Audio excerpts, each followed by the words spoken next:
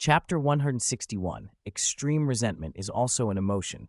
Compared with the sudden thunderstorms back in London, Massachusetts was bathing under a clear sky. After a morning of discussion, Eno and Newt sat beneath a courtyard tree, leisurely having their afternoon tea. "Mr. Scamander," Eno said, "maybe we should consider another approach. The birth of a phoenix might depend on two things: quality and quantity. Think of Dumbledore's ancestor. One person's overwhelming, self-sacrificing emotion produced Fawkes. But that was only one person." Newt tilted his head. "Theoretically possible," he allowed, "but I still favor a larger number of people. A single act of self-sacrifice is powerful, yes, but it's a very stringent condition. Extreme emotions tend not to involve other factors," Eno went on. "If you just imagine a phoenix, thinking about it in your head, it will never be born." Newt nodded. He smiled in the way of someone who had been asked a question 100 times and answered 100 different ways. "Eno, don't feel pressured. You're young. Plenty of chances yet." He tried to reassure him.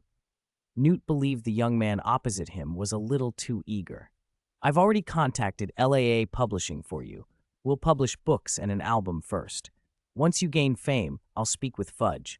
Next year, at the Quidditch World Cup, I'll arrange for you to perform the opening concert. The convergence of emotion from 100,000 wizards should be enough to birth a phoenix. If not, then our hypothesis is wrong." "Thank you, sir," Eno said sincerely. He was more convinced than ever that Newt was a pure soul, unsullied by worldly calculation.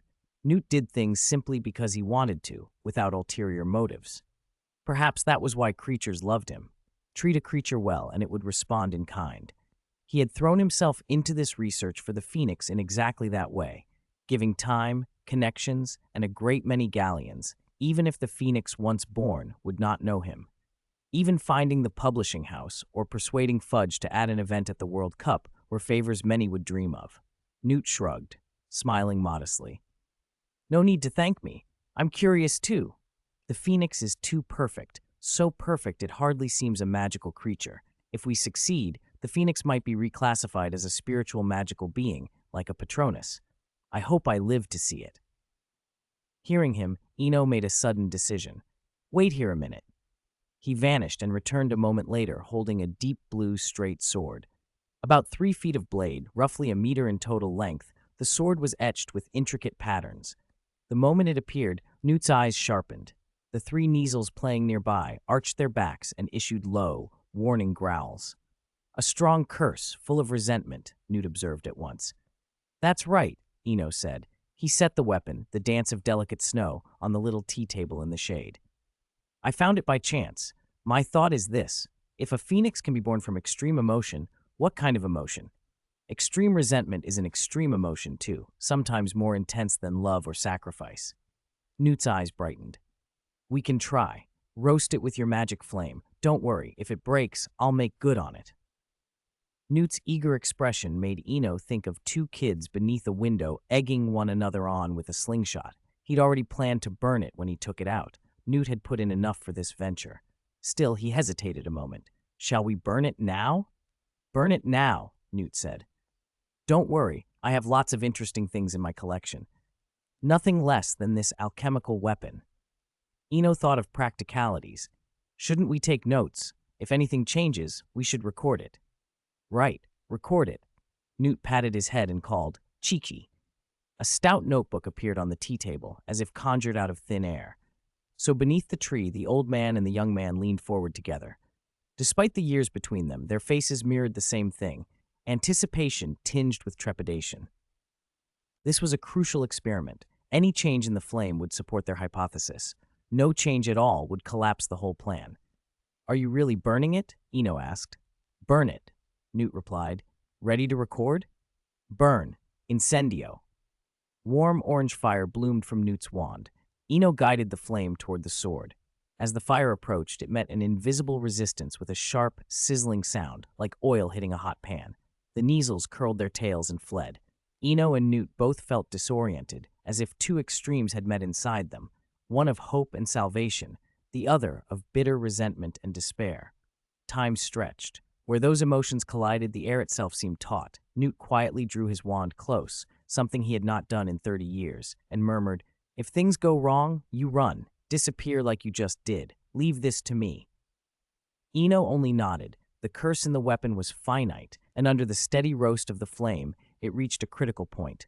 There was a sudden crack, like glass shattering, and the 1-meter blade on the table began to change. The edge shortened and thinned, as if gathered snow were melting in the sun. The fire itself shifted.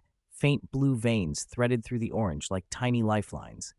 A thin plume of ash rose, then another sound, softer this time, a tearing as of old fabric giving way. The blade kept dissolving, shrinking toward nothing. Newt and Eno watched, breath held, as the strands of blue in the flame brightened and pooled around the cooling dust. Newt flipped open the notebook and began to write, his hand surprisingly steady. Even if they hadn't seen a phoenix appear in full, the alteration in the flame, those blue threads mingling with pure fire, meant something. It was evidence that the emotions bound up in the weapon had interacted with the magic of the flame, producing a change. Newt paused, then wrote an entry to file with their notes. Phoenix British Ministry of Magic Classification Level, XXXXX, Origin Distribution. The phoenix is an extremely rare avian magical creature. Currently only 2 domesticated phoenixes are known, Fox and Sparky, the phoenix mascot of the New Zealand Matora Kakapo Quidditch team. Appearance. A phoenix is a magnificent scarlet bird, roughly the size of a swan, with a long gleaming golden tail and long golden beak and talons. Habits. Phoenixes nest on high mountaintops. They have extremely long lifespans due to their regenerative cycle. When the body decays, it enters flames and is reborn from the ashes as a small phoenix. They are gentle creatures that do not harm others and feed only on herbs. Like a lyrical, a phoenix can vanish and reappear at will. Abilities and uses. The song of a phoenix is magical. It is said to instill courage in the pure of heart and fear in those with dark intentions. Phoenix tears have powerful healing properties. Newt set down his quill and looked at Eno. "We've seen a change," he said quietly. "Not a full rebirth, perhaps, but a shift. That tells us something." Eno let out a breath he hadn't realized he'd been holding. The courtyard felt different now, charged, as if the experiment had nudged something awake. Whether that nudge would grow into a true phoenix remained to be seen, but for the first time the possibility felt less like a dream and more like a path worth walking. Chapter 162, Disagreement, Dumbledore's Visit. Under the shade of the courtyard trees, the flames pulsed like a living heart. Their usual orange-red hue was paling. The air around them seemed to twist as if by an invisible hand, forming faint ripples. At the very center, a tiny sapphire blue point had appeared, like a lone star trembling in the cold. Delicate blue filaments fanned out from it, like a capillary network feeding something at the core, and the point itself was slowly swelling. Newt and Eno watched in silence. The sight confirmed their hypothesis. The fire had changed form when acted on by extreme emotion, even when that emotion was negative. Yet everything still obeyed the basic rules.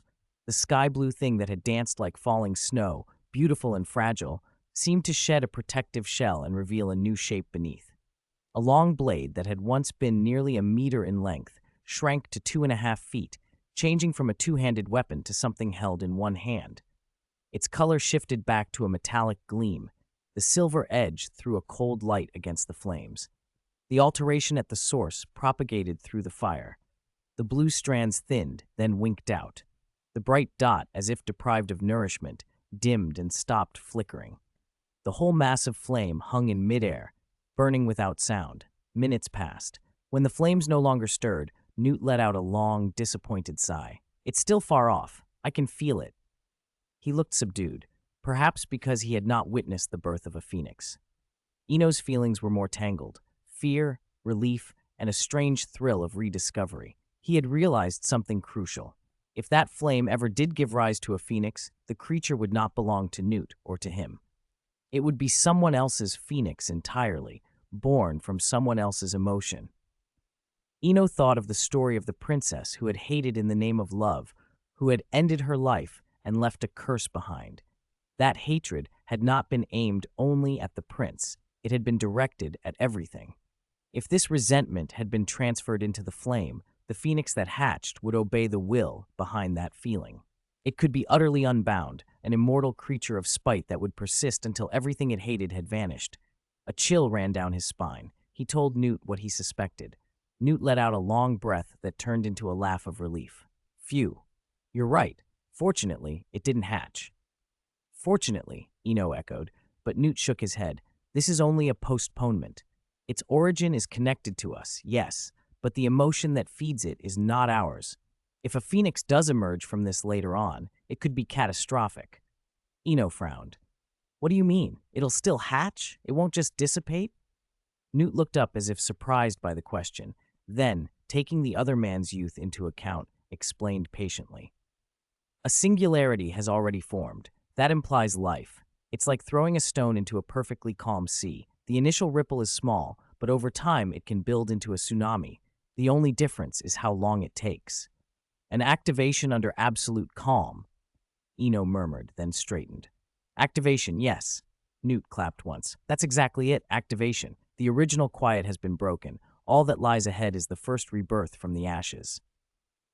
Eno's mind wandered. If the flame before the phoenix's birth was like an unhatched egg, then he wasn't afraid. If it hatched inside the sanctuary, they could control it, just as Newt controlled his acromantulas. He stepped forward, eyes bright with a mixture of excitement and arrogance. Mr. Scamander, let me handle it. I can take care of this. Newt's face went taut. You, child, listen. This is no small matter. I know you mean well, but it simply must not hatch. Do you hear me? Not under any circumstances. Even Dumbledore might not be able to manage such a phoenix. He grabbed Eno's wrist as if to hold him back. Let this old man handle it. I'll have it sent to the Department of Mysteries and personally place it behind the veil if I must. I'm confident. Trust me.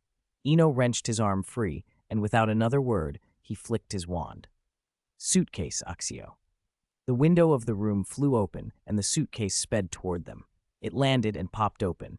For a dizzying moment, a young acromantula slithered out, then another, then another. In a matter of breaths, 412 acromantulas poured from the case. The courtyard lawn became a writhing, disciplined mass of fangs and jointed legs. They stood still as soldiers at attention, each one obeying an unspoken command. Newt stared, astonishment turning to grudging belief. The sight was overwhelming even to Eno. He hadn't expected his own summons to be so dramatic. A thought popped into his head like an exclamation. Insectoid invasion. Newt, recovering enough to speak, nodded slowly. All right, I believe you now. However, he hesitated, torn between trust and duty. I still need to write to Dumbledore. You understand, I hope. Eno's expression tightened. Even now, Newt wouldn't be convinced. He was about to take the floating flame and make a dash for it when a familiar voice called from the courtyard. Ha ha, Newt! There's no need to send a letter. I'm already here. Before either of them could move, Albus Dumbledore himself stepped into the clearing. Eno loosened his grip on his wand. There is no presumption in front of the old headmaster, not even for someone like Voldemort. Dumbledore's sapphire eyes swept calmly over the silent, hovering fire and then lingered with interest on the acromantula ranks. A quarter of an hour ago, Fawkes came to me. He told me a new phoenix had been born. I thought of the two of you at once and asked him to bring me here, Dumbledore said with a small smile. He looked genuinely impressed by the spiders.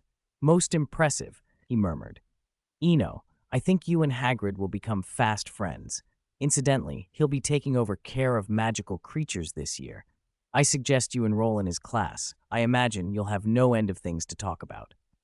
Chapter 163, A Group Photo at Sunset, The Forgotten Basilisk.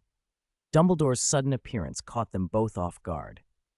After she recovered, Eno was the first to greet him. Good afternoon, Professor. Care of magical creatures was already an elective I planned to take.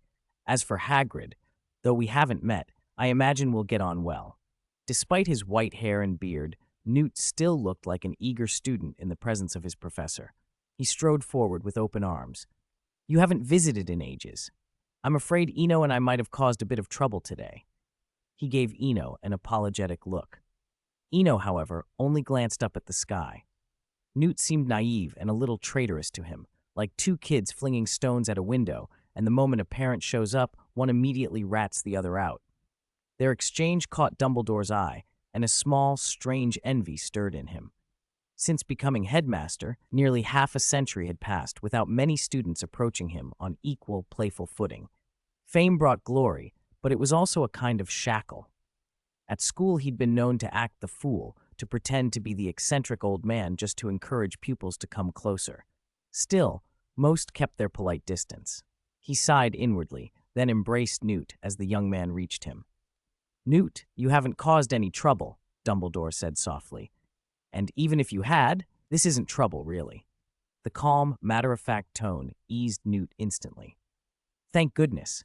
I thought we'd made a mess of things. And that one over there was about to run off just now. Don't think I didn't see." Newt raised his voice playfully, as if afraid someone might miss his tattling. Hearing it, Eno finally tore his gaze from the daytime stars and feigned offense. "When did I run? That was a tactical retreat. Besides, you egged me on to burn it.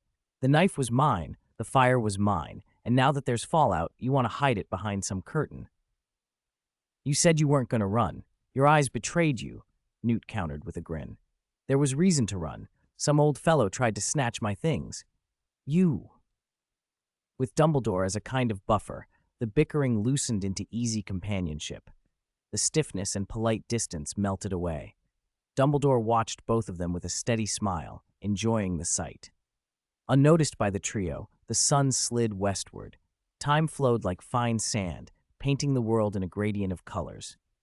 The evening breeze off the Massachusetts fields carried a cool edge. It rustled across the courtyard lawn, setting the pasture grasses to sway and making the fresh green blades glint in the twilight as if dusted with gold. A peaceful midsummer evening. On the lawn, a heavy round wooden table bore 3 tidy dinners. Eno lounged in a wicker chair, relaxed, while across from him 2 elderly men, whose ages combined likely exceeded 200, talked softly. With those 2 present, few in the wizarding world would dare to cause trouble. What made Eno even more at ease was the flame placed in the sanctuary.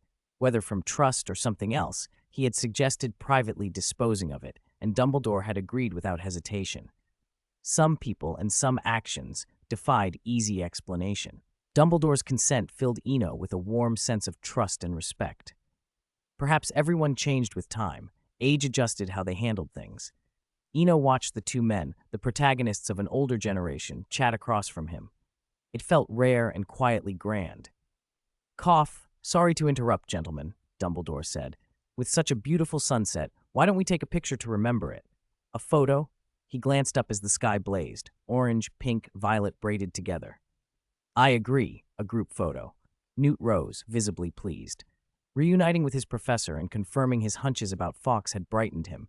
Eno, seeing no objections, produced a large box camera from his suitcase. "Merlin, a late 19th century Sanderson camera. It's older than me, probably as old as you, Professor," he said. Newt peered at the antique with wide-eyed wonder. He knew such cameras well. They'd been the rage of his childhood. Eno flushed a little, but then flashed a roguish smile. "You don't understand. This is about ritual. Taking a photo needs a sense of ceremony." "Forget the sentiment. Wait here a moment." Newt saw through the pose at once and walked toward the house. With only Eno left on the lawn, a red flash streaked by. Fawkes, the ever-loyal phoenix, landed with a letter for Dumbledore. Eno, watching the bird, sat up slowly and said, "Professor, do you know there's a basilisk hidden in the castle? The one Salazar Slytherin left behind." Dumbledore removed his half-moon spectacles and answered in a tone that held something inscrutable. "I know of it. I don't know where it's hidden. I have been searching." He spoke without surprise or curiosity about how Eno had learned this. The answer was plain, almost effervescent, giving nothing away. "If I knew where it was, how would you plan to deal with it?" By then, Newt had returned. Eno let the subject drop. Some conversations could wait. As twilight deepened, Newt set up a newer style of camera, a Polaroid, the instant camera that had become popular in the United States. Watching Newt's careful movements, Eno checked his pocket. He still had a fair number of gold coins from selling cat demon claws on the Arad continent. "An alchemy-modified camera is just a bit of extra trouble," Newt said loudly as he stepped onto the lawn. "It takes instant photos and even adds the developing solution automatically." At that instant, a tripod appeared where needed. Newt adjusted the angle, hurried back, and stood to Eno's right. Under the sunset, Eno and Fawkes occupied the center, with Dumbledore and Newt on either side. Click! The instant camera snapped crisply and then spit out 3 developing prints in succession. In each, all 4, man and bird, smiled brightly. Dumbledore made one of his characteristic, slightly foolish gestures, and it only made the picture friendlier. Chapter 164, Miss Rabbit and Mr. Liar. August 21st, 1993. Time had slipped by faster than he realized. Eno had been staying at Newt's Manor for more than half a month. In that time, they had traded as much knowledge about magical creatures as they could. It had been a busy, strange, wonderful summer. It was morning in the dining room. After finishing the last golden fried dumpling, Eno wiped his mouth with the napkin beside him. "Sir, I have to go back." "Isn't school still 2 weeks away?" Newt asked, a touch surprised. "Yes, 2 weeks." Eno sighed softly. "But I need to buy books, and my room has to be tidied after being empty for so long. There's never enough time." "There's never enough time," Newt echoed, then stood. "Wait here a moment. I have a farewell gift for you." While Eno watched the window, thinking about how extraordinary this summer had been, 2 journeys to a strange world, an apparition lesson, meeting the magizoologist Newt Scamander, even acquiring a semi-finished phoenix, Newt returned carrying a Polaroid camera. "This is for you," he said, setting it on the table. "Sentimental value is one thing, but young people should be using these newfangled things." He drew an envelope from his pocket as well. "And here's my address in Dorset. I expect I'll be moving back to England permanently after Christmas. You're welcome to visit any time during the holidays." Eno took the envelope and slipped it into his briefcase, then looked at the camera. "Thank you. To be honest, I was about to buy one when I got back." Newt laughed. "I knew it. Your eyes can't lie to me, neither can anyone else's. Not even Dumbledore's," he added with a bright cackle. Eno found himself laughing too. After a few moments, the sound faded. "Eno, the plan's the same. We still need to go to LAA Publishing. If the phoenix hatches under people's eyes, it will be real to them. Otherwise, without witnesses, even if I write it up, everyone will call it fantasy." Eno nodded, then hesitated. "Are you sure about that? If it hatches publicly, I might end up with 2 phoenixes." Newt shrugged, amused. "That's fine. Besides, my son and grandson aren't suited to that sort of thing. They're shy with strangers. Expecting a phoenix to perform on stage for 100,000 people would be worse than killing it." He grimaced, half laughing, half helpless. "And there's no rule saying a person can't have 2 phoenixes. One for the Swinburne family and one for you. How interesting would that be?" Relieved, Eno agreed. "All right, I'll contact the publishing house before term starts. Not just for the record, but I have a fantasy prose piece I want to publish alongside it." They both knew the hesitation had come from a conscience tug. Newt had given so much, but the effort to get the phoenix acknowledged felt necessary. Time flowed on, and soon the old everyday scenes felt like memories from another life. Foyle's Bookshop, 84 109 125 Charing Cross Road, London. Outside the shop, a tall girl stood waiting by the sidewalk, looking a little impatient. "Sorry, I'm late." The voice behind her made Hermione turn with pleasant surprise. Eno had grown noticeably taller over the summer. His light blue, vintage robe made him look older than his years. Hermione hardly recognized herself either. Somehow she had changed too. The little girl she'd been 2 years before had become a young woman, taller, sharper featured, and more confident in her fashion. Blue, slim-fit jeans and white trainers showed off long legs. An off-white, fitted, short-sleeved blouse suited her upright bearing. They studied each other for a heartbeat, then Hermione smiled. "I came early. There are still 15 minutes until our time." "Let's go in. I plan on buying quite a few books today," Eno said, gazing at the shop with a fondness born of memory. Once he'd spent hours reading there for free. Now he felt wealthier and obliged to give something back. On the 5th floor, in the lounge area, Hermione watched in mild bewilderment as Eno spread more than a dozen classics across the table. Jane Eyre, The Moon and Sixpence, The Three Musketeers, Walden. "You're buying all of those?" she asked. "They're not just for reading," Eno replied. "I want to write a novel, and I need to draw on the classics for inspiration. Without reading widely, I won't know how to structure, phrase, or build scenes properly." Hermione couldn't help smiling.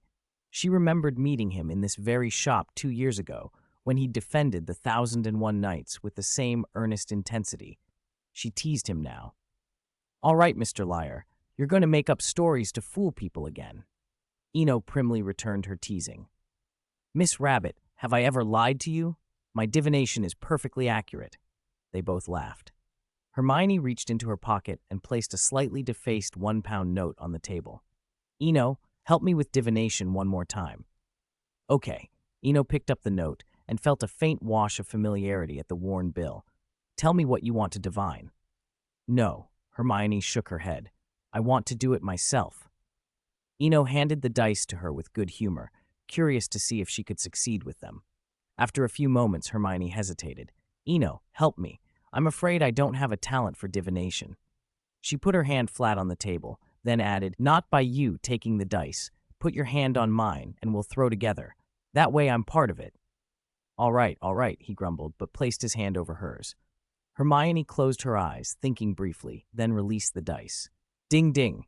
They clacked across the table, tumbled, and at last came to rest, a big 6 faced up. Xiao Di's magical creature share for today. Murtlap British Ministry of Magic Classification Level XXXX. Origin and distribution. Coastal regions of Britain.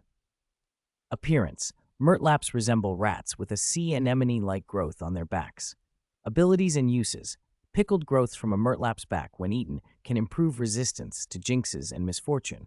However, excessive consumption may cause unsightly purple tufts of hair to grow behind the ears.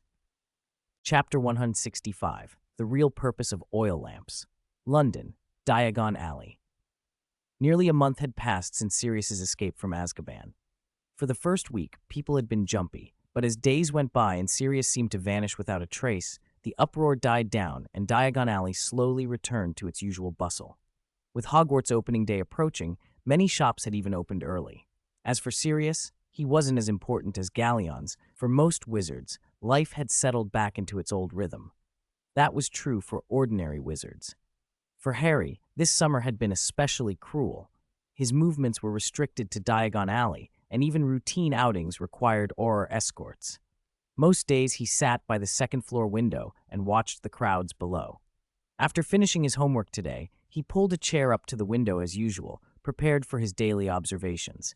He had been doing this for over a month. Sometimes he thought getting into a loud argument with Malfoy would be a welcome change from this tedium. Fate, however, liked its jokes. After only a few minutes, Harry stood up and went downstairs.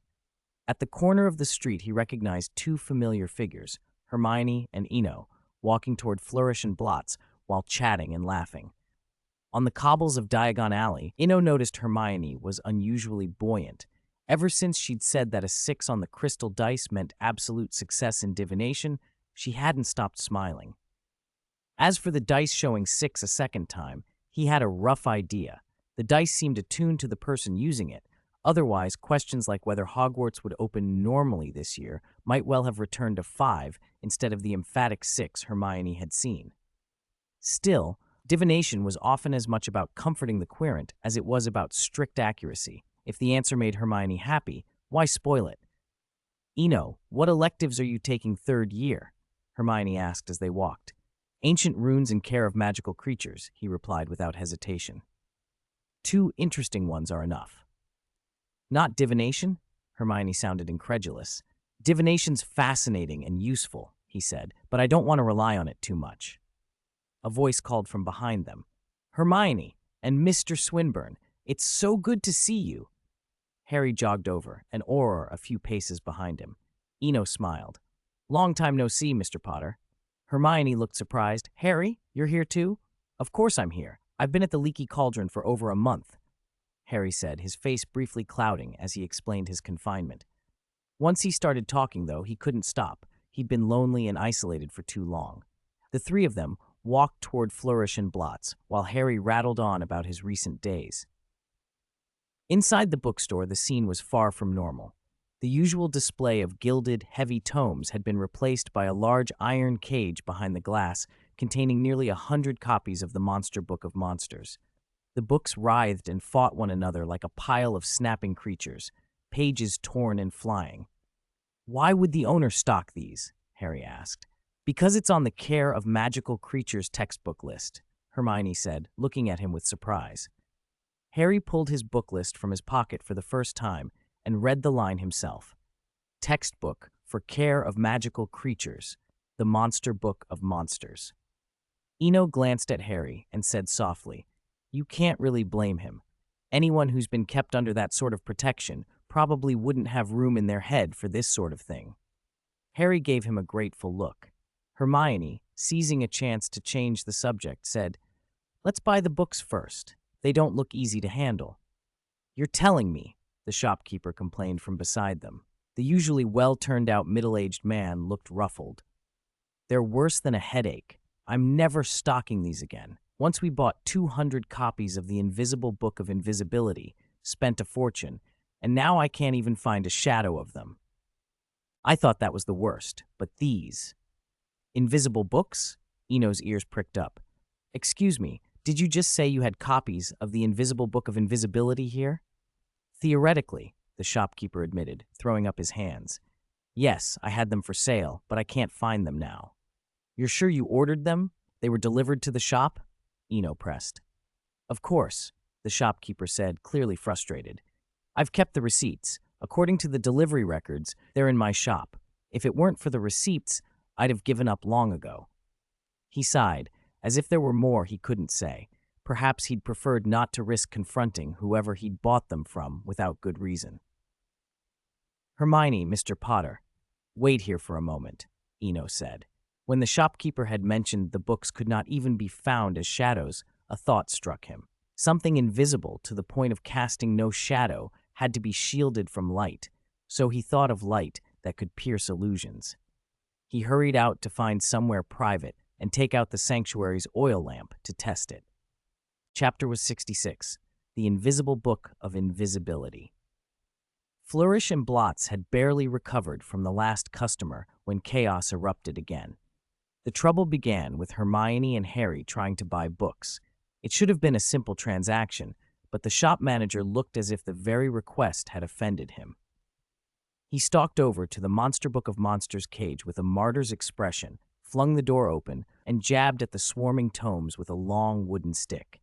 One of the books leapt up, snagged the stick, slid along it, and clamped down on his shoulder.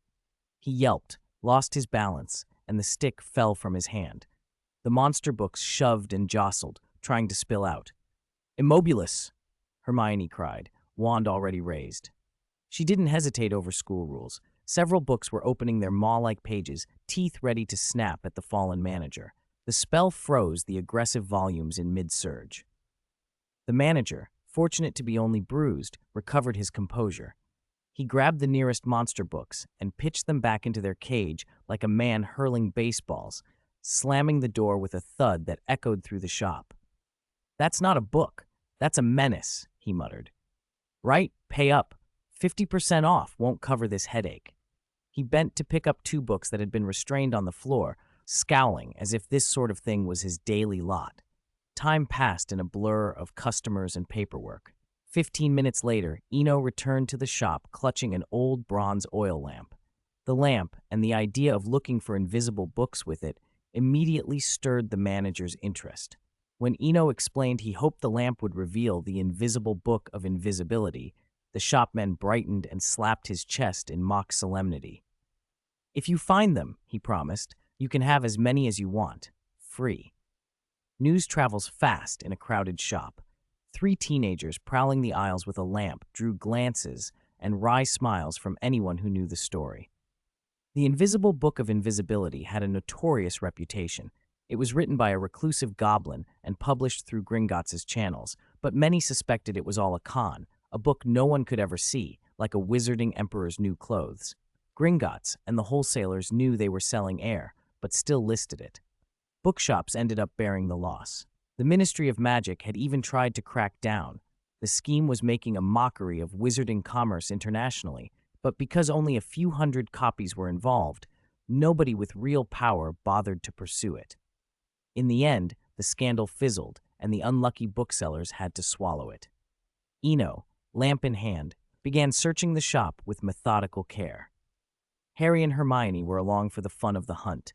Harry seemed especially pleased after finding a stray copper nut wedged between 2 shelves. The turnover was quick, flourish and blots was small, and an exhaustive search didn't take long.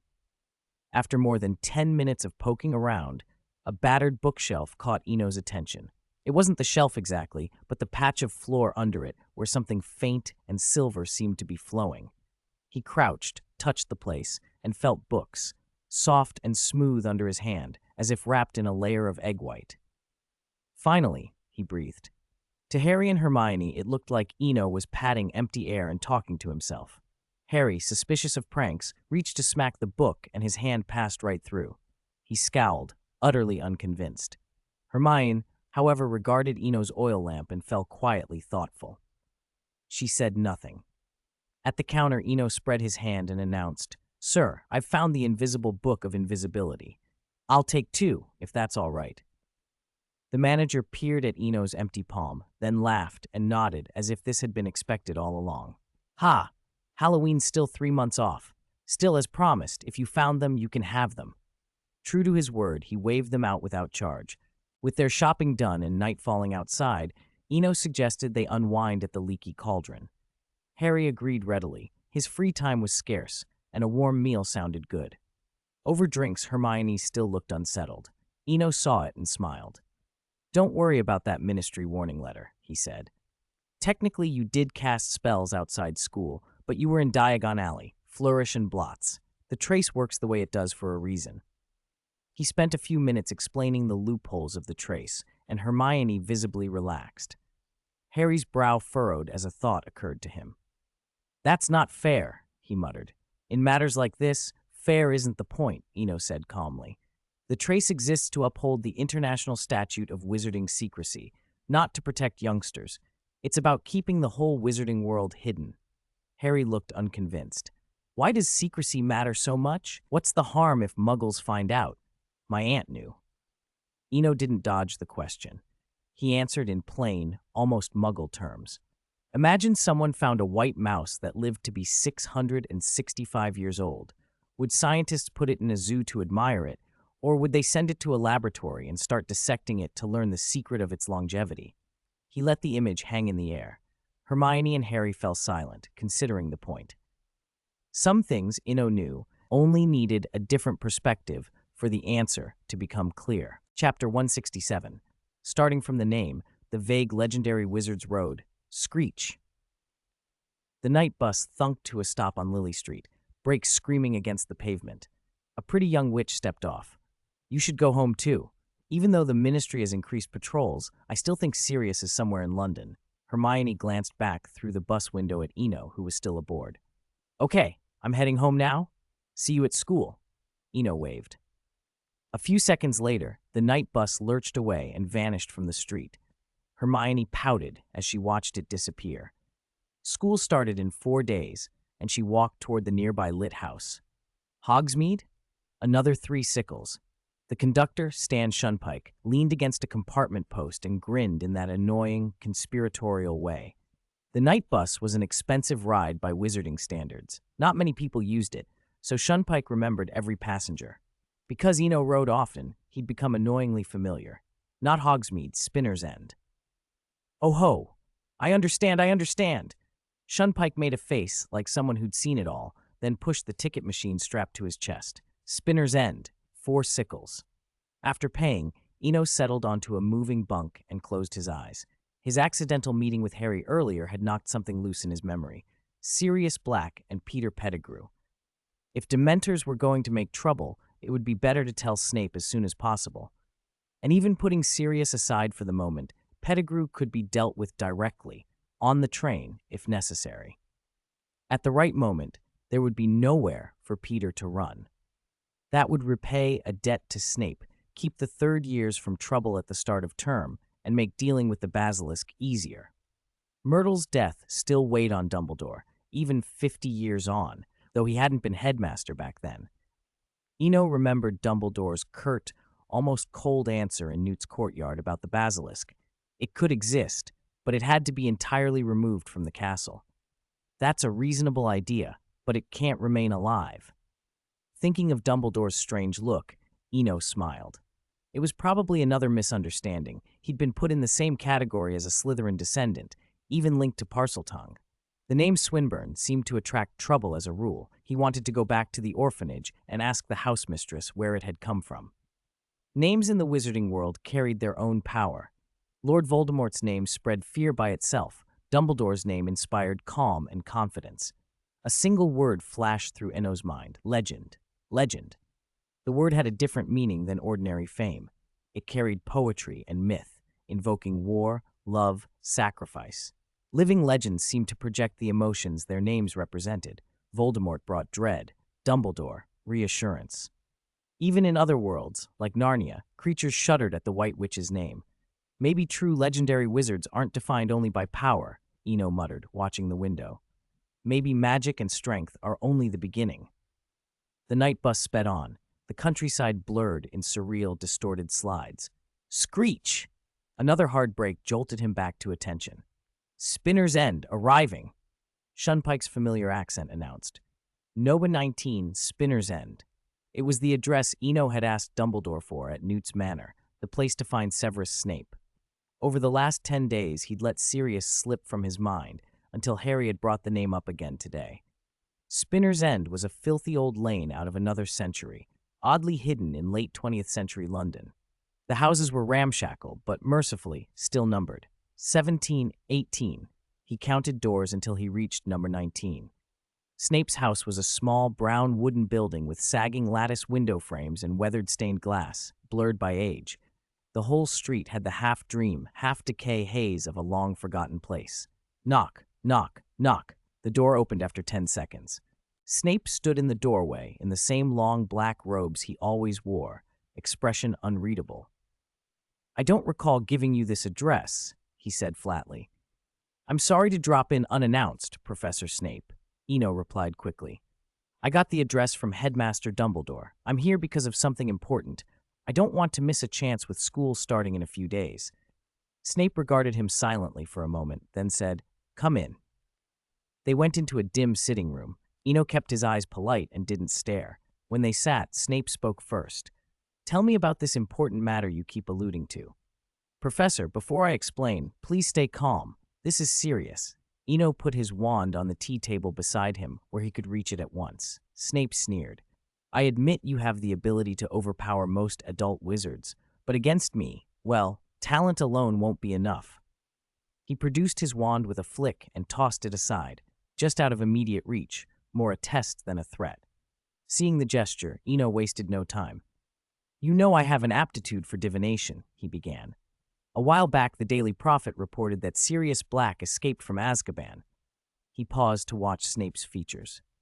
The other man remained impassive, so Eno went on, steadily speaking for a quarter of an hour or longer.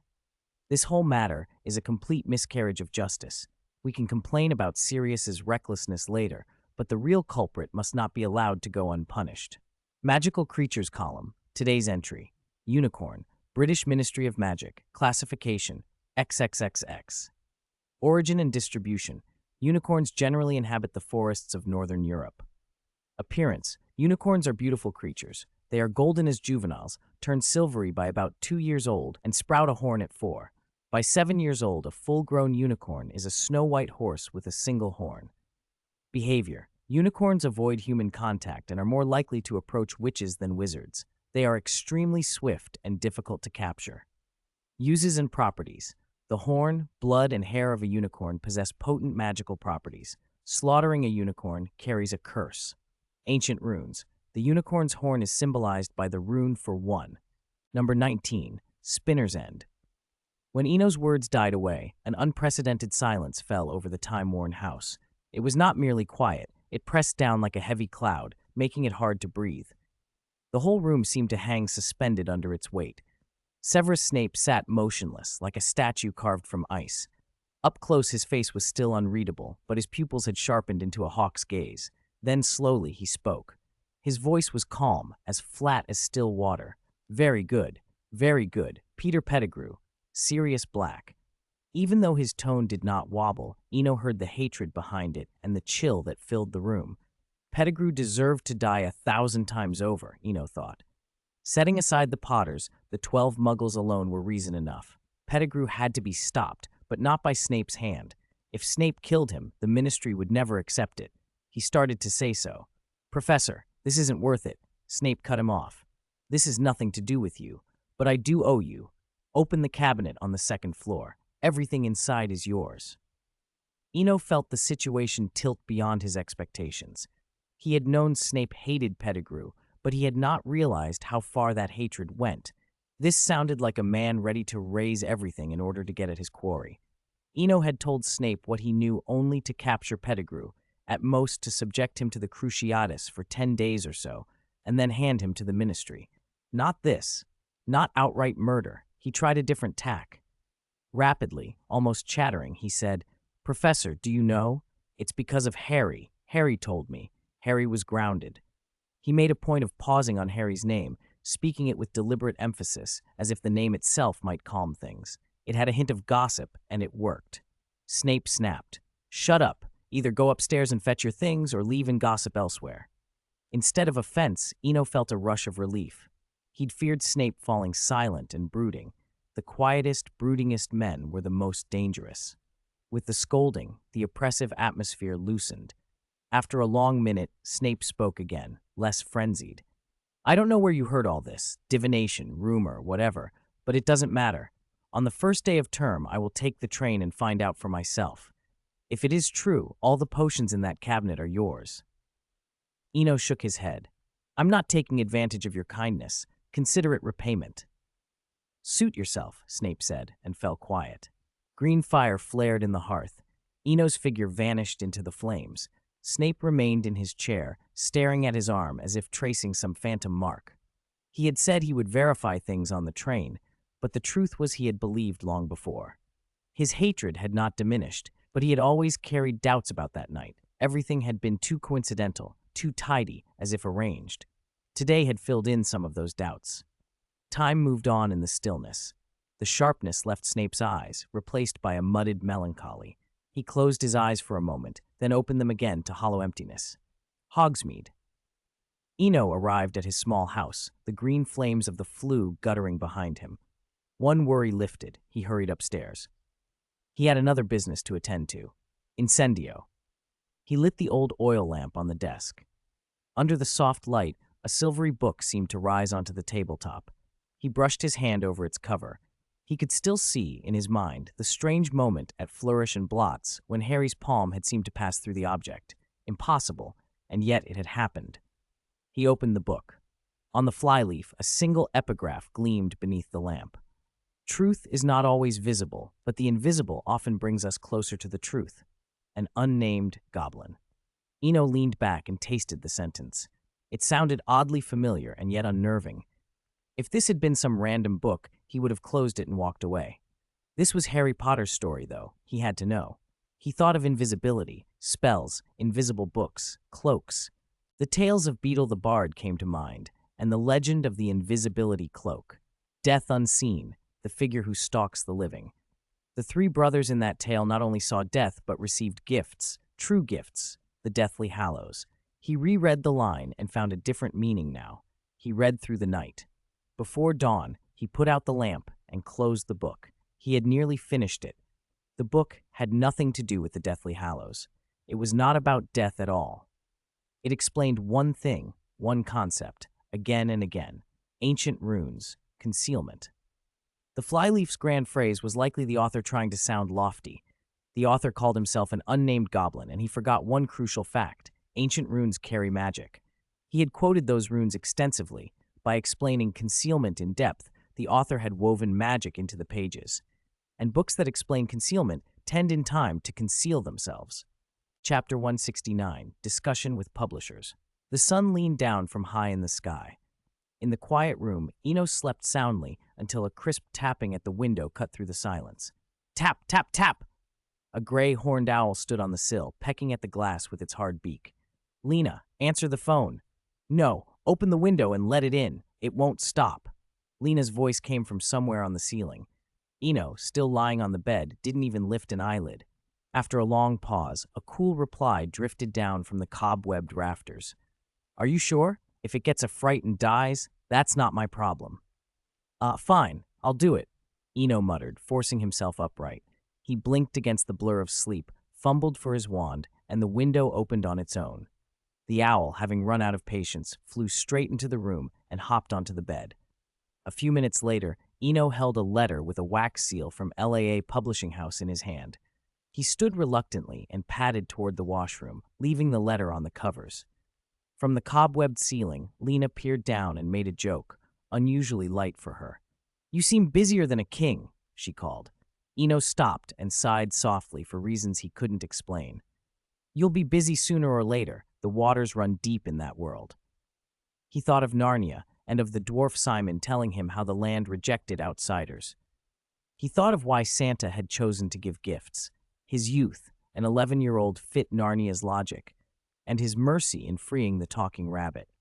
Those acts had made the deeper laws of the land accept him, and the agent of it all had been Santa himself. Once someone accepted such gifts, they might never be able to leave Narnia again. He shook his head to dislodge the idle worry. "That story doesn't reject other tunes. Never mind. We'll talk later. After school starts, I'll take you to the Hogwarts library. There are books you can't buy anywhere." For Lena, the once White Witch, and for Snape, Eno felt a debt of gratitude. The best way to repay it, he thought, was not to lock them up like pets, but to give them their freedom and visit them as old friends every few decades. That was his principle. He wasn't a saint. He merely had the conscience of an ordinary person who believed kindness should be returned. 3:30 p.m. West of Diagon Alley, just around the corner from the main entrance to Gringotts, Eno walked slowly into a quiet side alley, the wax-sealed letter still in his hand. "Number 21 South," he murmured, searching. He moved deliberately. Finding a small house number among these tall, imposing buildings took time. "Really shows how the wealthy live," he said to himself, looking at the ornate facades. The buildings here gave a clear signal. This was not a neighborhood of ordinary folk. At last he found his destination, a white 5-story building with 3 light brown letters mounted on its face, LA. He climbed the clean marble steps and entered. The lobby was alive with the cacophony of a busy publishing house. He handed the owl-delivered letter to the front desk and was led up to an office on the top floor. The office that received him was surprisingly plain, almost austere, out of step with the rest of the building. Eno sat on the wooden settee and waited without curiosity. He was here to discuss manuscripts, not interior design. About 15 minutes later, the door opened and a robust laugh announced someone's arrival. "Ha! Finally, I've been waiting for you. Newt wrote to me about this," an elderly man said as he walked in. He had white hair and a beard, but it was his shrewd eyes that gave Eno a curious sense of déjà vu. Eno rose and bowed slightly. "Hello, sir. I apologize for any delay. Some personal matters held me up." "No need," the man said, sweeping into the room. He extended his hand with a businesslike smile. "LAA Publishing House welcomes you, Mr. Swinburne. I'm Knock Flint." The resemblance hit Eno then. Flint's manner was very like Marcus Flint's, sharp, calculating, utterly practical. He took Knock Flint's hand and returned the greeting. "Mr. Swinburne," Flint continued, "after Newt's letter, we looked into your situation. Honestly, you have the kind of potential that could rival the Weird Sisters, perhaps even surpass them. Of course, that depends on how we package and present you." He paused, letting the implication hang in the air. Eno understood the implication well enough. This was the familiar dance of negotiation, the promise of fame used to steer distribution and control, but Flint seemed to shift course almost immediately. "Those are details we at LAA are used to handling," he said smoothly. "On profit splits, we'll follow the same standards we have with the Weird Sisters." The more Flint spoke, the stranger Eno found it. Flint was cautious, but not in the obvious way. He noticed the quick, watchful glint in the man's eyes and began to see the calculation underneath. Weavers of reputation and fortune were always looking for trends.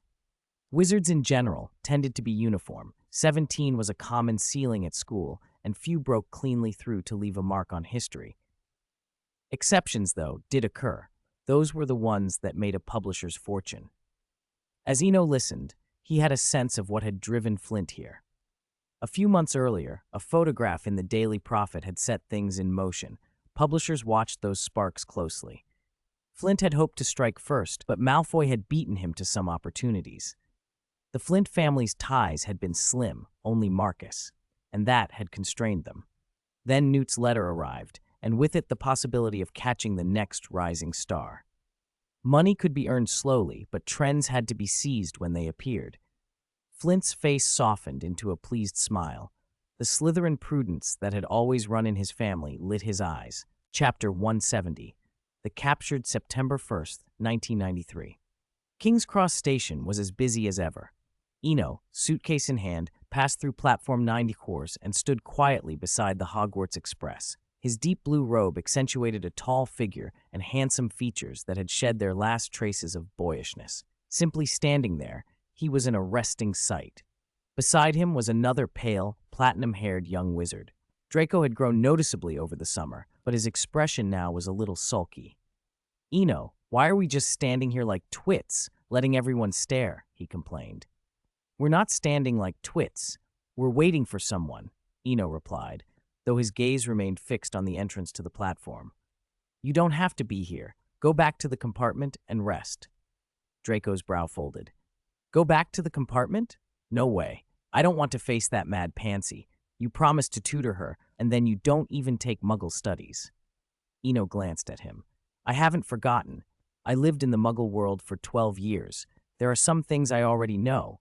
But why do you sound so scared of her?" Draco let out a long breath. "It's not fear, really. I just think she's odd. Daphne, too. Over the summer, they started their own History of Magic cram class and sent letters telling everyone to go." Eno listened, a little bemused. The tiniest events had a way of spreading into something larger than anyone expected. As Draco opened his mouth to continue, Eno cut him off. "All right, here he comes. Sorry to leave you." Draco followed his line of sight and went pale. Snape was on the platform, expressionless, walking slowly toward the train. People gave him a wide berth. Wherever he moved, no one lingered within several meters. Snape's face was unreadable, but his eyes were no longer vacant. They were sharp and hawk-like, scanning the scene. Then, abruptly, he stopped. Seeing the figure before him, his gaze softened a fraction. "Afraid I won't catch him?" he asked. "No, I'm afraid you'll kill him in a fit of rage," Eno said quickly. "Professor, it's not worth it. Crucio is bad enough." They fell silent at the sound of someone approaching behind them. Both men slowly turned. Draco could feel his heart pounding. He shouldn't have stayed, shouldn't have eavesdropped. Murder? Crucio? The words sounded insane, and now both of them were staring straight at him. "I didn't hear anything. I was just passing by," he mumbled. "Go back. There's nothing for you here. Close the compartment and stay inside. This train could be visited by Dementors," Eno advised gently. At the mention of Dementors, Draco fled toward the train as if the roof were about to collapse. At 11, the engine blew its whistle and the train pulled away from the platform. The aging carriages sped on the tracks toward Hogwarts. In the quiet of one compartment, Eno and Snape sat opposite each other, neither speaking. In a compartment further back, things were louder. Ron was reclining, full of summer stories about Egypt, the pyramids, and a supposed pharaoh's curse. "You wouldn't believe what I went through. If I hadn't reacted quick, I nearly got cursed," he was saying, gesturing wildly. Ginny sat beside him, listening to the third variant of the tale and looking ready to cartwheel her wand across his head. Harry, who had been bored all summer, listened with rapt attention anyway, prompting Ron to embellish further until the story took on ridiculous proportions. "It's mad. The pharaoh's sarcophagus was empty. The real pharaoh had revived inside the pyramid." No one noticed at first that the temperature in the compartment was dropping. Only Ginny and Hermione felt it and exchanged a look. Both slipped their wands from their robes without a sound. In a very short space of time, the windows had fogged and frost laced the glass. An unsteady rim of ice spread along the floor. With a loud bang, the compartment door was kicked open from the corridor. Ron's mouth fell open. He'd expected a prank from Malfoy, or Fred and George, but not this. Professor Snape filled the doorway like a shadow, drawing every eye. A voice from the corridor, unfamiliar to some and all too familiar to others, called out, "I'm sorry to interrupt, but I'll explain later. For now, please cooperate with Professor Snape's inspection." Eno poked his head in immediately, apologetic. He had insisted on coming along. Snape, in this state, made Eno uneasy. "Scabbers, come!" At once, a fat, yellow rat shot out of Ron's pocket. It was startled into the air, feet scrabbling, but hardly had it moved when it froze rock solid in mid-flight. "Scabbers!" Ron shouted, leaping up. "Incarcerus!" Eno snapped, binding Ron with ropes of conjured cord as he lunged. He had come precisely because he feared a scene. If Ron got hurt, Snape would be blamed. "Professor, he's yours," Eno said, hissing the last word at Snape. Snape strode in without a word, took the frozen rat in one gloved hand, and turned to leave as swiftly and silently as he had arrived. The compartment was left in stunned silence.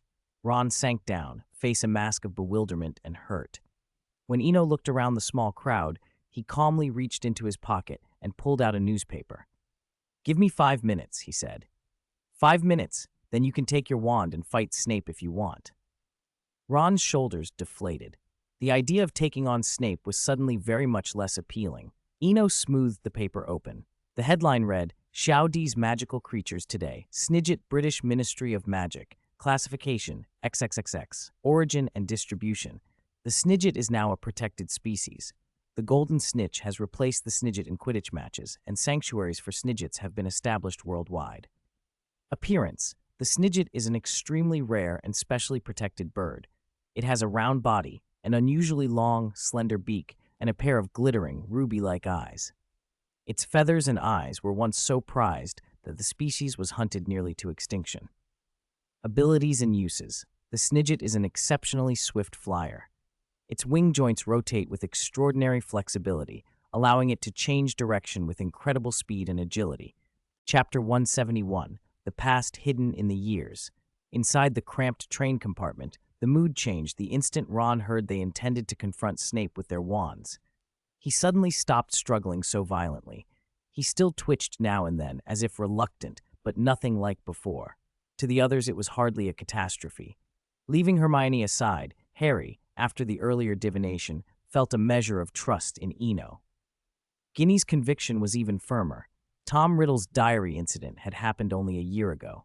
Seeing the tension ease, Eno spoke up. "This concerns you-know-who, or rather, it concerns Harry's parents." At that one sentence, Ron fell completely silent. Even his small movements ceased. Harry's face, however, tightened. Ever since he'd stepped into Diagon Alley and onto Hogwarts grounds, he'd heard praise of his parents, but never much detail. As everyone hushed, Eno unwound Ron's makeshift restraints and began, as if reading from the beginning. "You have to go back 30 years, he said. "It was a fresh school year, and Hogwarts received a new class. James Potter, Sirius Black, Lily Evans, and Severus Snape." He started at the start. He had no intention of hiding the Marauder's generation from Harry. Better he heard the whole thing than the half-truths that might send him charging off at Snape. He told them how 4 Gryffindors with similar tastes formed a group and dubbed themselves the Marauders. They set out on a string of pranks they thought brilliant. Minute by minute, the story built to an ugly peak. The Marauders' public humiliation of Snape, how they once dangled him upside down. As Eno went on, Harry's expression shifted in ways he didn't expect. For some reason, he pictured Draco Malfoy swaggering along with his cronies, but the students in this tale were worse. Malfoy's worst was cornering Neville and bullying him. Harry's father and his friends had gone further. They'd tricked a classmate into going near a transformed werewolf. Luckily, no one died that day, but Harry finally understood why Snape hated him so fiercely. That Snape aimed his venom at Harry, yet did not act on it, suddenly felt like restraint. Eno watched the changes in Harry's face with a quiet sort of pity. He noticed, too, how much of Lily was in her son, her eyes, her expressions. It reminded him of the old saying, "The eyes are the window to the soul." Growing tired of standing, he waved his wand. A Panton-style chair of ice frost shimmered into being by the compartment door. He leaned back and continued. "The Potters plan to use the Fidelius charm to hide a safe house," he said. "But the crucial part of the Fidelius charm is the secret keeper." 10 minutes later, as Eno finished the last note, the grudges and betrayals of that generation unpacked themselves across 30 years lay bare. Harry erupted. "I'm going to kill him!" He stumbled to his feet and lunged for the door. Ron grabbed him so hard he practically chewed his arm. He'd slept for years under the same roof as a dark wizard, a Death Eater in hiding, and the idea of confronting Peter Pettigrew triggered a raw, terrified fury in him. This time, Ron used every ounce of strength to hold Harry back. Perhaps from shock or grief, Harry slumped back onto the compartment bench under Ron's grip. When he lifted his head, his face was streaked with silent tears. So many years of resentment, of growing up without parental love, of classmates' taunts and Dudley's cruelty, all traced back to a traitor's betrayal. He wanted nothing more than to find and kill Peter. A small ball of flame suddenly rose before him. The orange-red glow felt like a long-lost warmth. Through the tiny blaze, Harry seemed to see that most beautiful vision again, the one from the Mirror of Erised, his parents and the old man, a family sitting together, happy. "Mr. Potter, don't do anything foolish," Eno said gently. "You are not alone. They are with you, and you have found friends." He flicked his wand and conjured a foot-high candle on the table. The little flame, as if alive, flew to the wick and burned quietly. Ginny, who had been watching silently, spoke next. "Harry, don't let hatred blind you. You have friends. You have us. As for that traitor, don't worry. I won't let him off." In the candlelight, Ginny stared at Harry's green eyes. With the wetness at his lashes, she felt a sharp pull in her chest. Harry had never been looked at like that before, and he turned away, discomfort flushing his face. Ron let go, sensing the change in mood. Even a fool could see the scene had shifted. The train moved steadily through fields. The landscape slid past like a series of framed paintings, beautiful but ephemeral. Time blurred, and before they realized it, the sky had darkened. Eno watched them all in the compartment without regret for having told Harry the full story. He didn't want history to repeat itself. As for catching Peter, or whether Voldemort might one day return, Eno felt oddly calm. If necessary, he could control or suppress whatever came back. At worst, he'd keep him contained until Harry grew old and died, much like the third brother in the Tale of the Three Brothers, who only removed his invisibility cloak at the end of his life to meet death.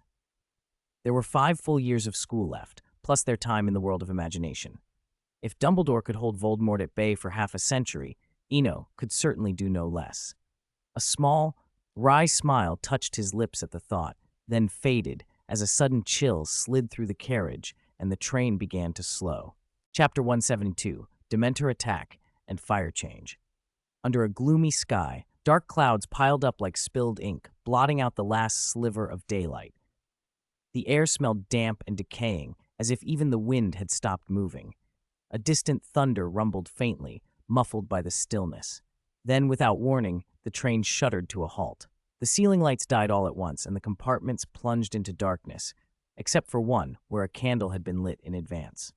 Faint wax light trembled over the small compartment. "Are we there?" Ron asked uncertainly. "The train must have broken down.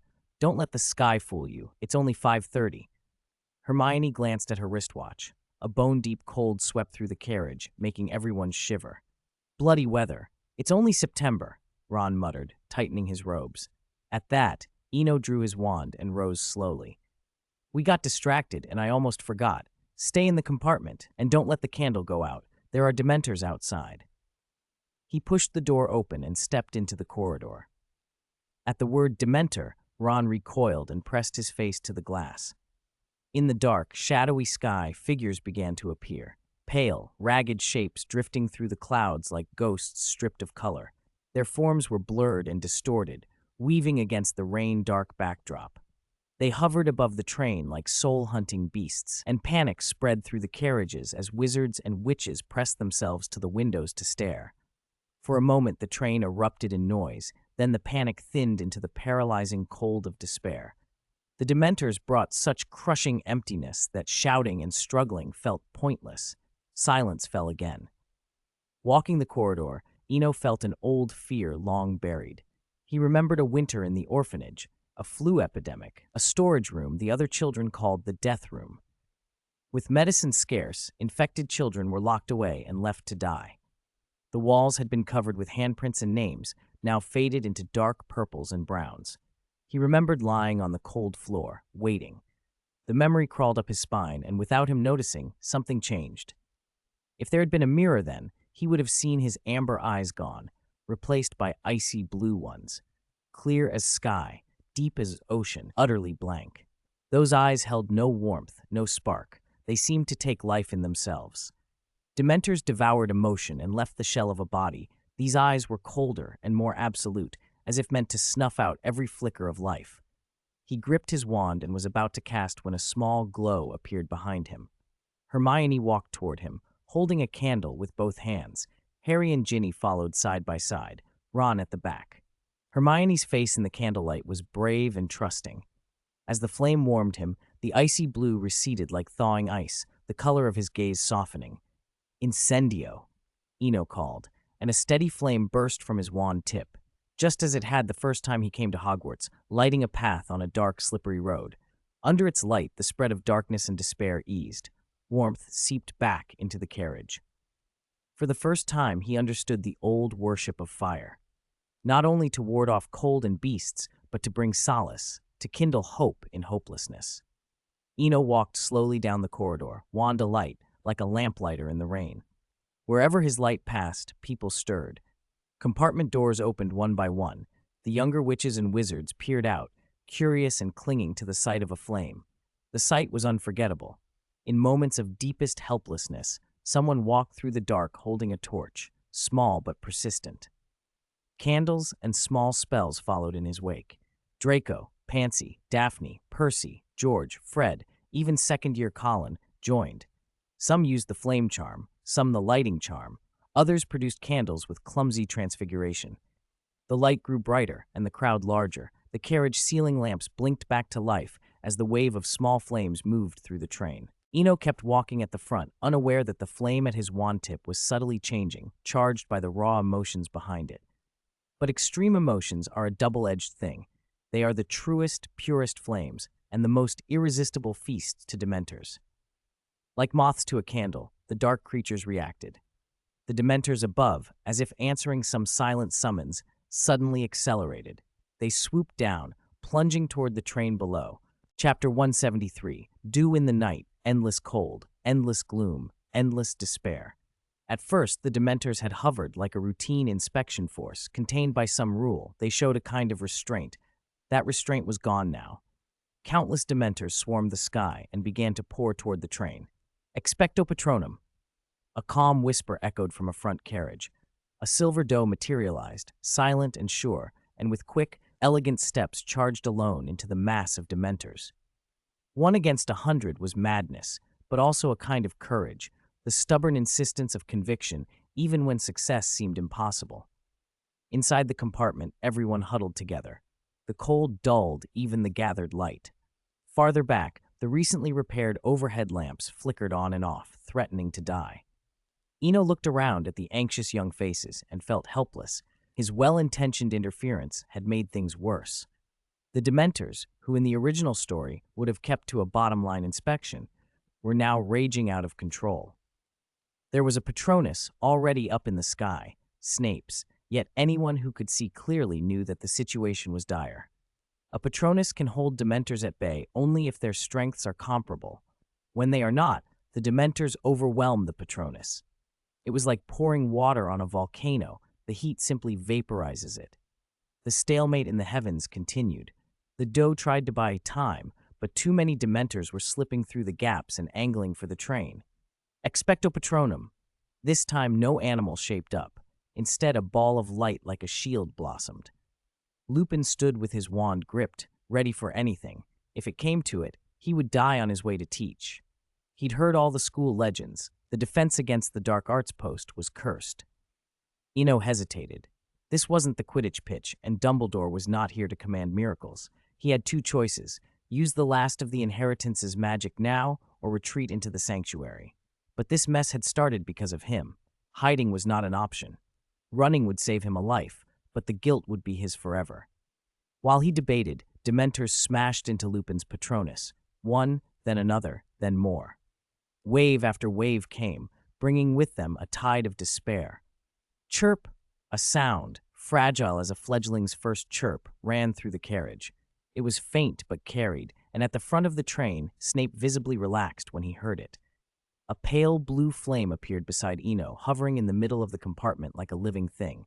Though no larger than a candle, its dancing light was almost joyful.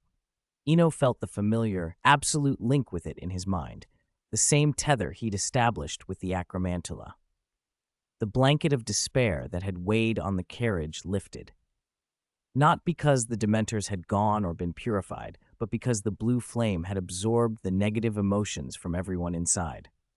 Once it had drunk the carriage's despair, the flame seemed hungrier still. It condensed into a ball of blue light and shot toward the Dementors like some small predator tracking a feast. Some things counterbalance each other. Dementors and Patronuses are like that, but other things simply overwhelm.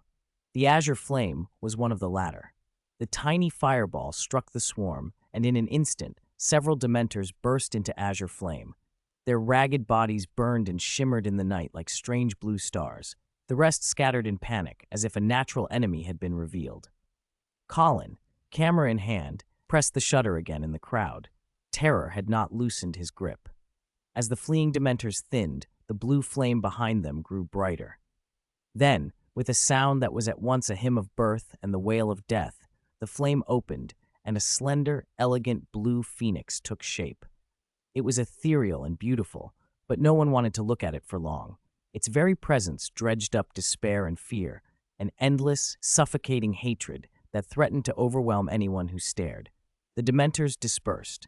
The train eased back into normalcy and rolled on at a steady 30 miles per hour, as if it had no hurry to reach its destination. Eno sat opposite Snape in the carriage. They said nothing. Silence filled the space between them, and Eno felt an odd, private joy. With the Dementor's help, the Phoenix, born of curses and hatred, had finally hatched. It was not a true Phoenix in the classical sense. Owing to the Sanctuary's influence, while Eno had absolute control and could perceive its powers clearly, two of those powers had changed dramatically. The Phoenix still had powerful apparition and rebirth, but its cry no longer brought courage and hope. It now sowed despair and pain. Its tears, once the stuff of miraculous healing, were twisted into the most lethal poison. Still, the creature belonged to him, and that thought warmed him more than the cold could take away. It was newly born. Its emotions were faint and distant, but the sense of bond and dependence was unmistakable. Snape broke the silence. "You had better come up with a reasonable explanation. This cannot be kept secret." His tone was flat but hard.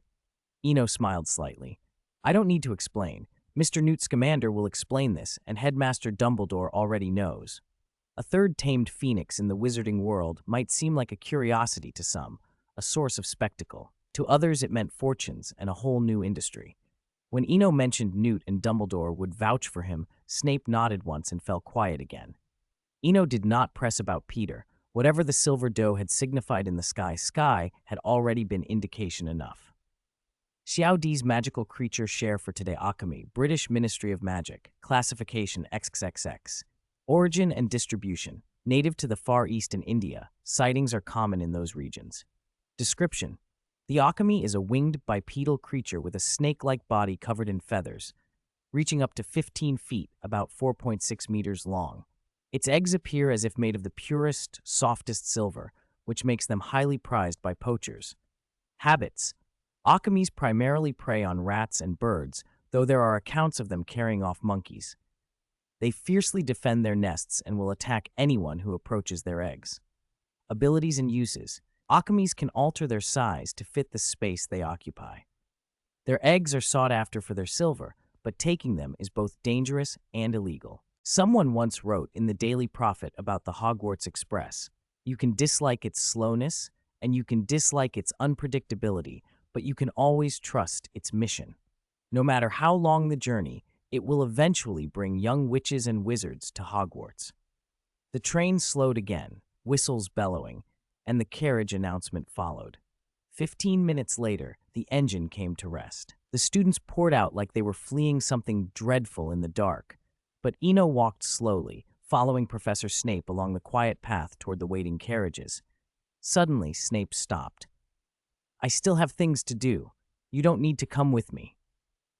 Eno watched Snape's back with a faintly puzzled expression. He was curious, but today had tired him. If he could avoid the start-of-term feast and crawl straight into his dormitory bed, he would. Still, some rules could be bent and others could not. He continued along the path alone. Most of the students had already gone ahead. "Eno," a clear voice called from ahead. Hermione stood there, looking composed but relieved. "Hermione, why are you still here?" he asked, trying to sound cheerful. "It's not why I'm here, it's why you're only just arriving," she said, words tumbling out in a rush. "I waited a long time and didn't see you get off. Hurry up, there probably aren't many carriages left." Her tone was sharp but concerned. Eno smiled and thanked her. Her worries softened him. Whatever whispers might have followed him from Slytherin or from walking with Snape, this friendship remained unchanged. They walked together to the lawn where the thestral-drawn carriages waited. "Thank goodness, there's still one left," Hermione cried, hurrying forward. Eno followed more slowly. Seeing the skeletal thestral this time stirred a different feeling in him. A sentence from a nameless goblin's note on a flyleaf slipped into his mind. He read it aloud without meaning to. The invisible often brings us closer to the truth. A voice from the carriage seat answered, "I like that. Many things are invisible, but that doesn't mean they're not real. Like crumple-horned snorkax. Lots of people can't see them." At the mention of crumple-horned snorkax, Eno immediately recognized Luna Lovegood. She emerged onto the seat like someone who'd been lounging there, hair a little mussed, butter-yellow spectacles perched on her nose. She wasn't conventionally pretty, but she had an unmistakable otherworldly presence, elf-like, somehow, as if she'd wandered in from a wood. Her cork and string necklace tinkled as she toyed with it. "If you don't mind, could you get in first?" Hermione asked, a touch exasperated. Earlier, she had looked pale and ready to faint, but Luna's arrival made Hermione almost animated. She hadn't quite understood the Snorkack reference, but the exchange about visibility and truth made her curious. Hogwarts history recorded that, from the second year up, students were escorted to the castle in carriages pulled by thestrals, creatures most people couldn't see. There were superstitions that seeing them was unlucky, but Hermione wanted to see everything. She'd rather watch than sit and miss the moment. Luna tilted her head lazily at Hermione. "You're lucky you can't see them. It means you have fewer worries." Hermione's face reddened, but she retorted stubbornly, reciting from a book. "That's not necessarily true. How do you know I can't see them? They look like very tall horses, with bat-like wings so thin you can see their bones." Luna didn't argue. She lowered her head and examined the corks on her necklace. It was brusque, starting a conversation and then ignoring the other person, but Luna was not someone to be judged by ordinary manners. Hermione looked poised to snap. Eno put a hand on her shoulder to smooth things over. "Get in the carriage first," he murmured. "We'll be late for the feast otherwise." That one word, late, had a magic of its own. Hermione immediately calmed and climbed into the carriage. The thestral moved off slowly toward the castle. The ride was almost soundless except for the soft creak of the wheels. Then Luna's quiet, airy voice drifted back. "Do you believe in crumple-horned snorkax? They fly into people's ears and muddle their brains.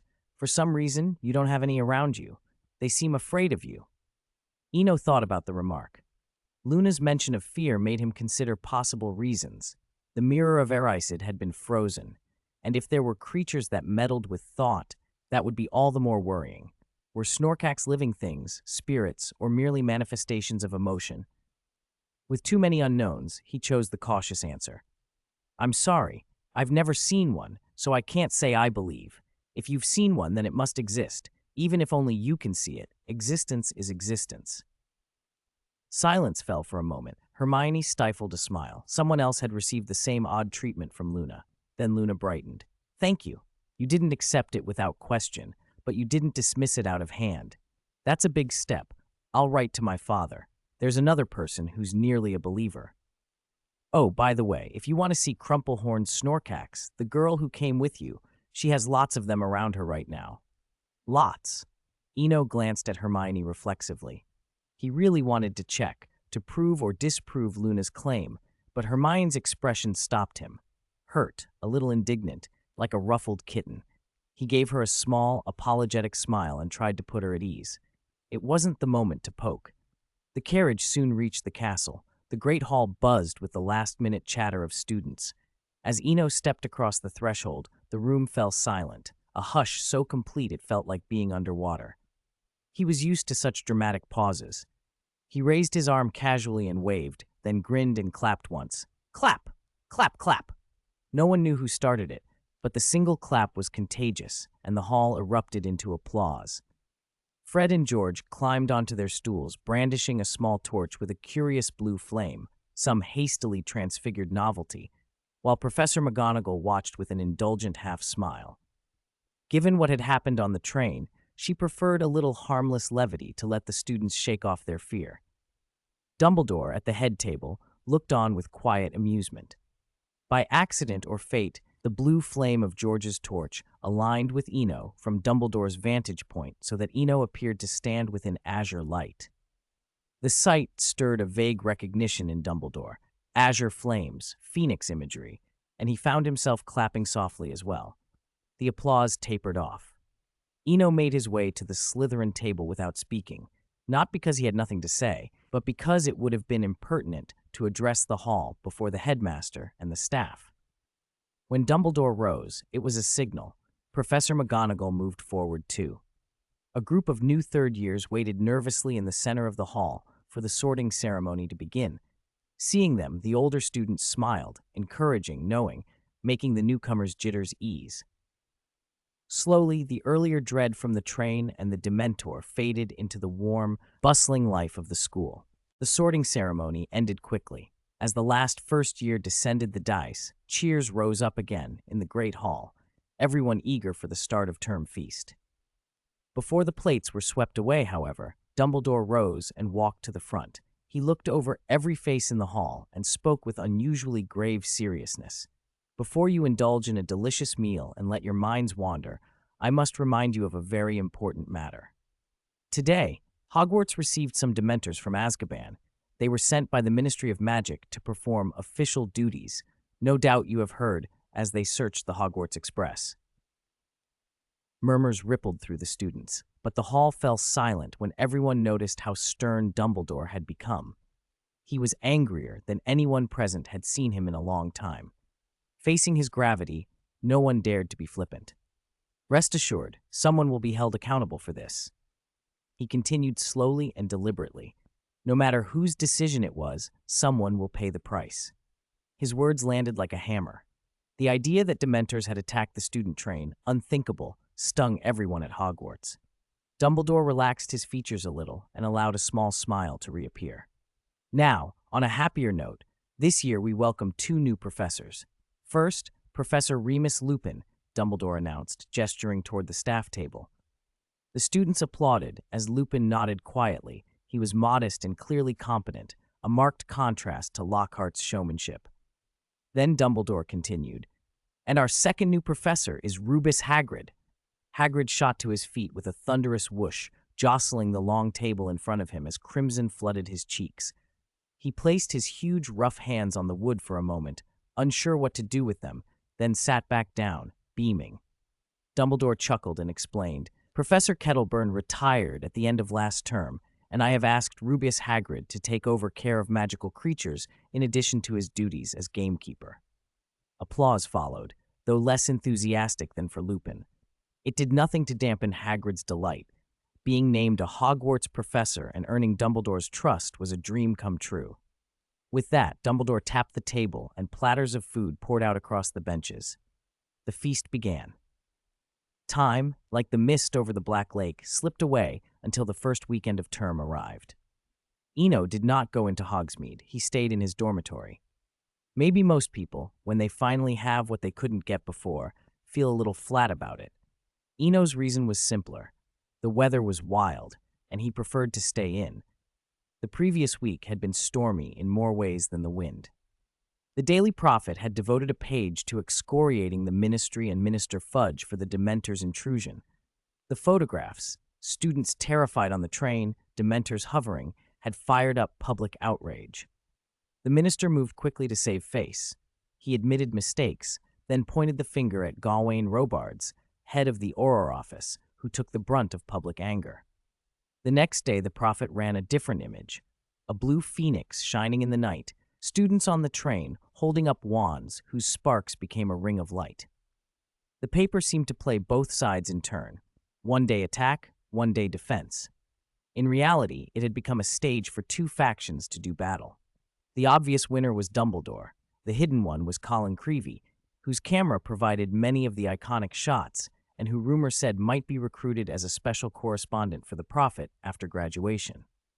For a muggle-born like Colin, such a future would be bright.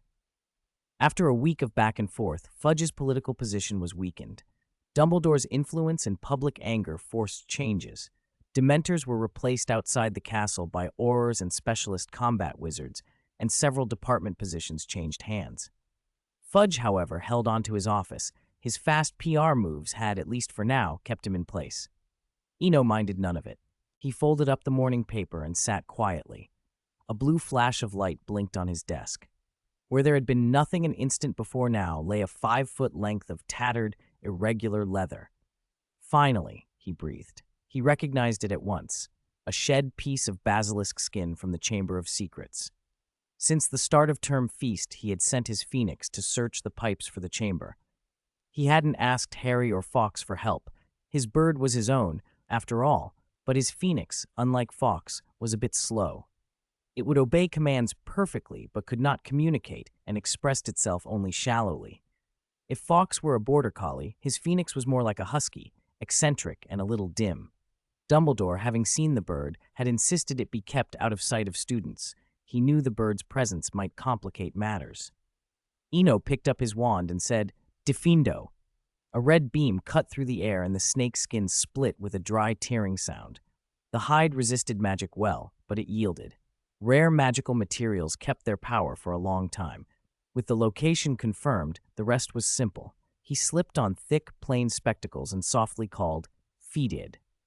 The phoenix appeared in a flash of blue light, a 1.5 feet high, long, elegant tail feathers trailing. Its pupils were a deep, unblinking black. Eno avoided looking at them for long, for even though their connection was firm, prolonged eye contact was uncomfortable. He said, "Take me back to where you found this."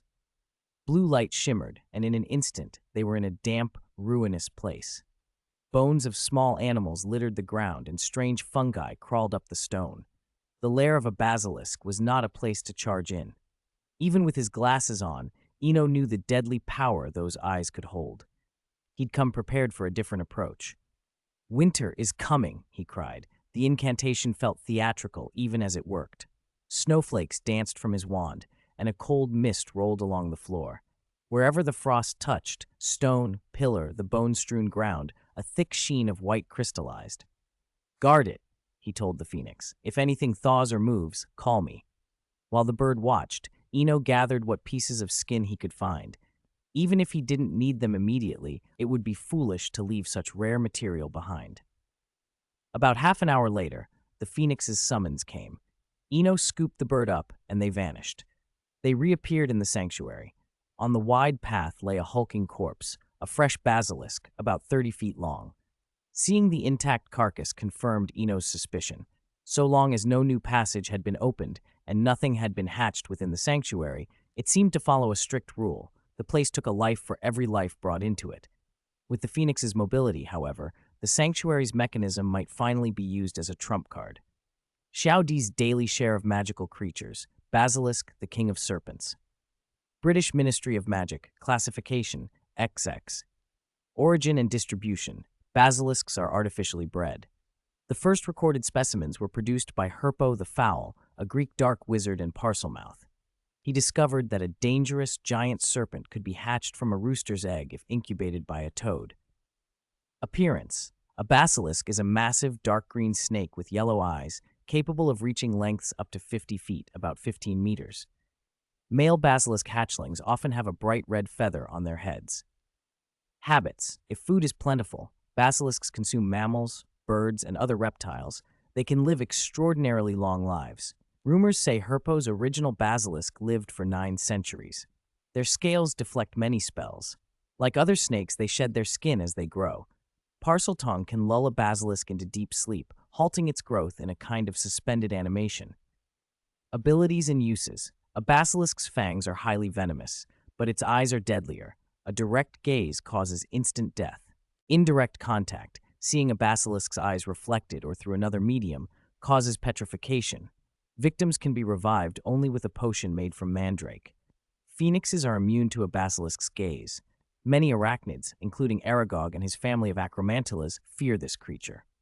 Chapter 176. Slytherin Inheritance Speculation. Some creatures seem to carry fear itself with them: basilisks, acromantulas, dementors. Eno crouched, studying the basilisk's corpse. 50 feet long wasn't unprecedented. Up close, it was about the size of an ice flower anaconda, but it radiated a far more terrifying presence. The fear it inspired wasn't proportional to its bulk. It was an odd, instinctive dread. The Dementor was a clear parallel, hardly physically imposing, yet few wizards could confront one calmly. "Why do you think it could kill with a direct gaze?" Lena asked. Eno had been researching with no answer. "Instead of asking me, why don't you try it?" she teased, already stepping forward. That pushed him. If he, wearing glasses, cowered before a dead basilisk, he might as well hide in the sanctuary forever. He stood and approached. When his eyes met the big, orange-yellow, crystal-like pupils, a strange stiffness and numbness swept through him. He shut his eyes, then Lena's quick hand covered the basilisk's eyes with a thin veil of blue spider silk. "How does it feel?" she asked. "It's incredible. Even dead, the magical effect lingers. It's like a charger charging," Eno murmured. He removed the silk and the numbness returned, though this time, forewarned, it was milder. A thought struck him. Basilisk breeding couldn't be as simple as a rooster and a toad, as some texts suggested. If it were, the world would long since have fallen into chaos under Parselmouth control. Why spend 7 years learning magic if breeding a snake could replace it? "Lena, the basilisk's eyes are an alchemical product," he said, certain for the first time.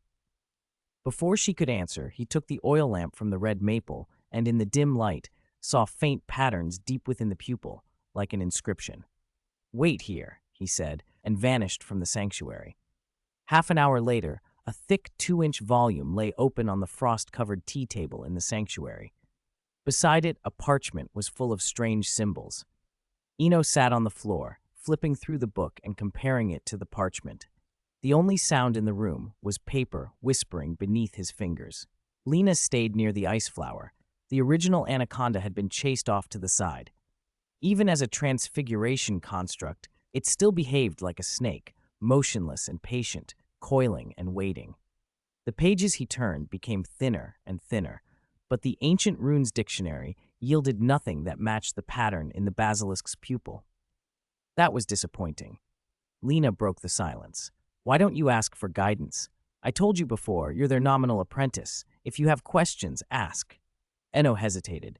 If the pattern was truly ancient runes, it would be an unrecorded discovery, a treasure. "Your idea's good, but useless," he said finally. Lena moved closer, stepping lightly over the books. "This world is strange, extremely strange. People don't want to dig into magic, don't want to learn, and yet there are so many valuable things left behind. I've been trying to figure it out for a long time." "It's odd," Eno agreed. "No pioneers, and still so many pioneers' treasures." A thick Ancient Runes volume could be bought cheaply at Flourish and Blots as a Hogwarts elective text, but it gathered dust on the shelf. Meanwhile, Lockhart's novels, though The Man Sat in Azkaban, remained prominently displayed. The contrast made hiding new discoveries feel foolish. "I overthought it," Eno sighed. He looked at the anaconda, which was beginning to slither back toward the ice flower as if drawn to it. If the basilisk's eyes were simply removed and placed on that 60-foot anaconda, it would be more than convincing, a terrifying counterfeit. He imagined peeling the basilisk skin and grafting its eyes, but that was beyond his current skill. His electives still awaited. Besides, the basilisk felt different. It had been bred by Salazar Slytherin. The rune-like pattern in the pupils made him think this creature was part of Slytherin's legacy, something intentionally hidden rather than a random monster. When research found no answers, Eno had Fide take him back to the Slytherin dormitory. Lying back and glancing at the shelf clock, he saw it was 3:30 p.m. From waking that morning and killing the basilisk to now, he'd lost 6 or 7 hours. He was just about to nap when he remembered he had to inform Dumbledore. "Fide, take the skin on the ground to that white-bearded old man upstairs," he called. He didn't say Dumbledore's name. Fide still couldn't remember names, only locations and appearances. With clear directions, it took him a week to find a basilisk. Fawkes would have been faster. Still, training the phoenix was rewarding in its own way. Satisfied, Eno lowered the bed curtains and settled into a lazy weekend afternoon. Outside the castle, Hogsmeade buzzed. The first weekend of term always brought life to the village. Third years and above rarely missed the first trip. Madame Rosmerta's 3 broomsticks, though one of the street's staples, seemed quieter than usual, but she was used to it. Compared to Zonko's or Honeyduke's, a pub that only served food was less exciting. She handed 5 cans of butterbeer to a red-haired student and drifted back behind the bar. In a corner, Ron opened a can, guzzled and sighed. Across from him sat Harry, Ginny, and Hermione. "Harry, it's fine. My dad's already contacted Professor Dumbledore. We should hear soon," Ron said, glancing at the fireplace. "Thanks, Ron," Harry replied, distracted. His hands clenched the invisibility cloak in his lap. Ginny, unusually, offered no words of comfort. She knew there was nothing she could say that would help. She simply waited with him. Chapter 177, Snape's Compromise. Boom! A burst of green flame shot up the fireplace at the 3 broomsticks. A plump, middle-aged man stepped out, glanced around, and made his way to a corner table. "Sorry I'm late, Harry. Had a bit of a delay on the way?"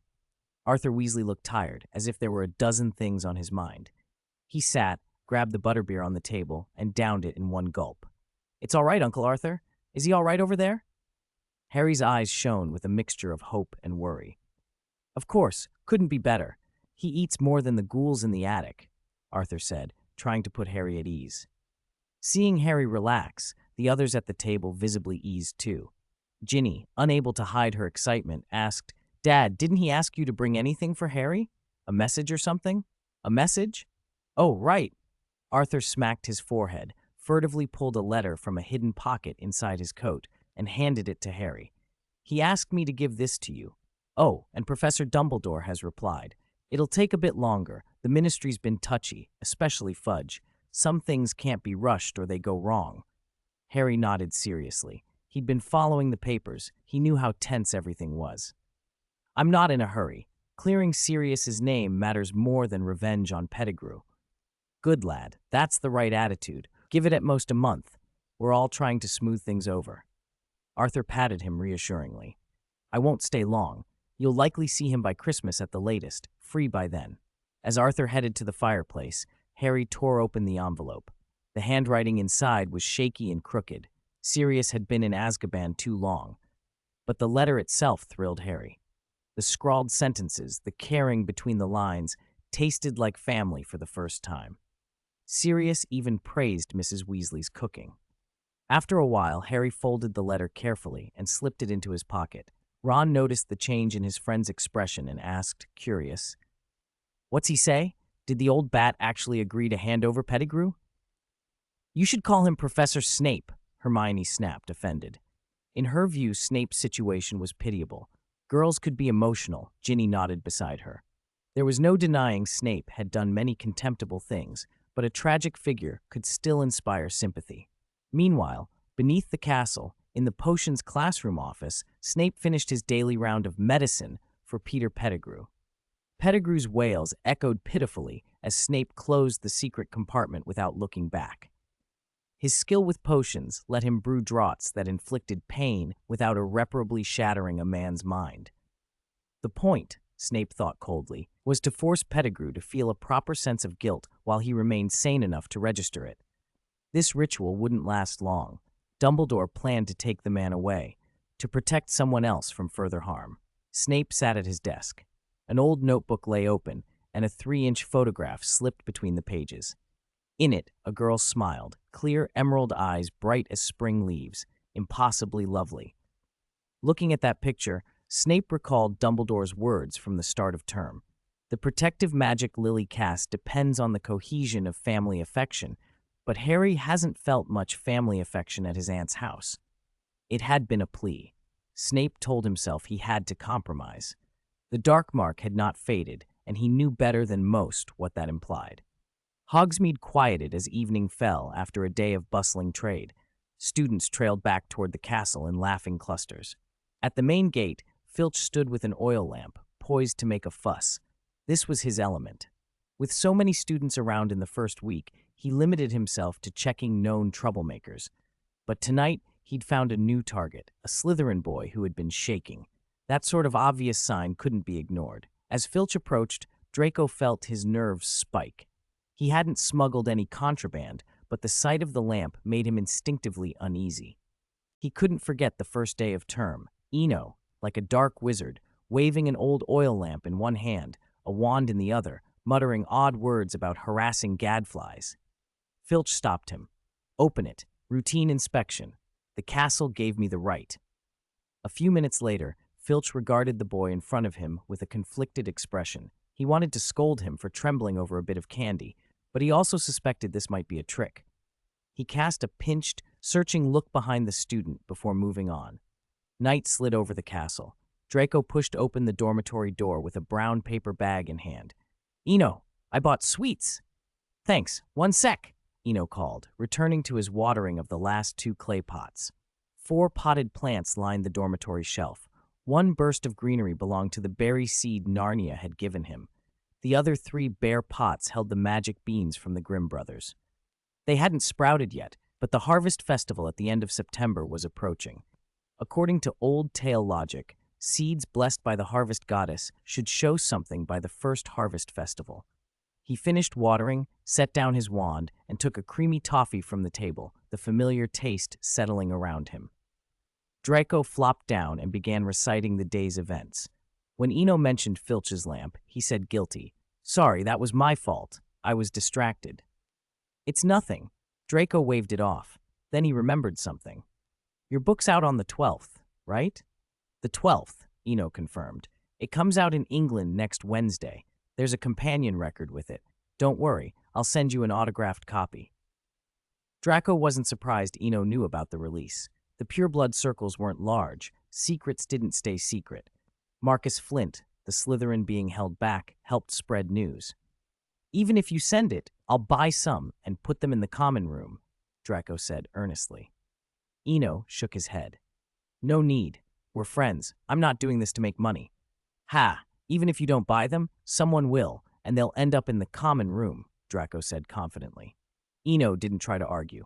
The timing was perfect. Launching before the Dementor panic died down meant Hogwarts alone could swallow hundreds, maybe thousands of copies. The price was reasonable, too. Unlike Lockhart's cash grab, Old Flint, as they called him, seemed to understand why Newt arranged the publication. The book, plus the record, was priced at only 11 sickles, practically breaking even. Eno made a mental note to repay the favor with future opportunities. After a short chat, Eno headed to the washroom. Tomorrow was the first elective class, and he couldn't be late. Night passed quietly. Morning sun spilled over the Scottish Highlands, and Hogwarts stirred like a sleeping giant. Near the Forbidden Forest, Hagrid rose early, unexpectedly spritzed on some cologne, and fussed with his hair.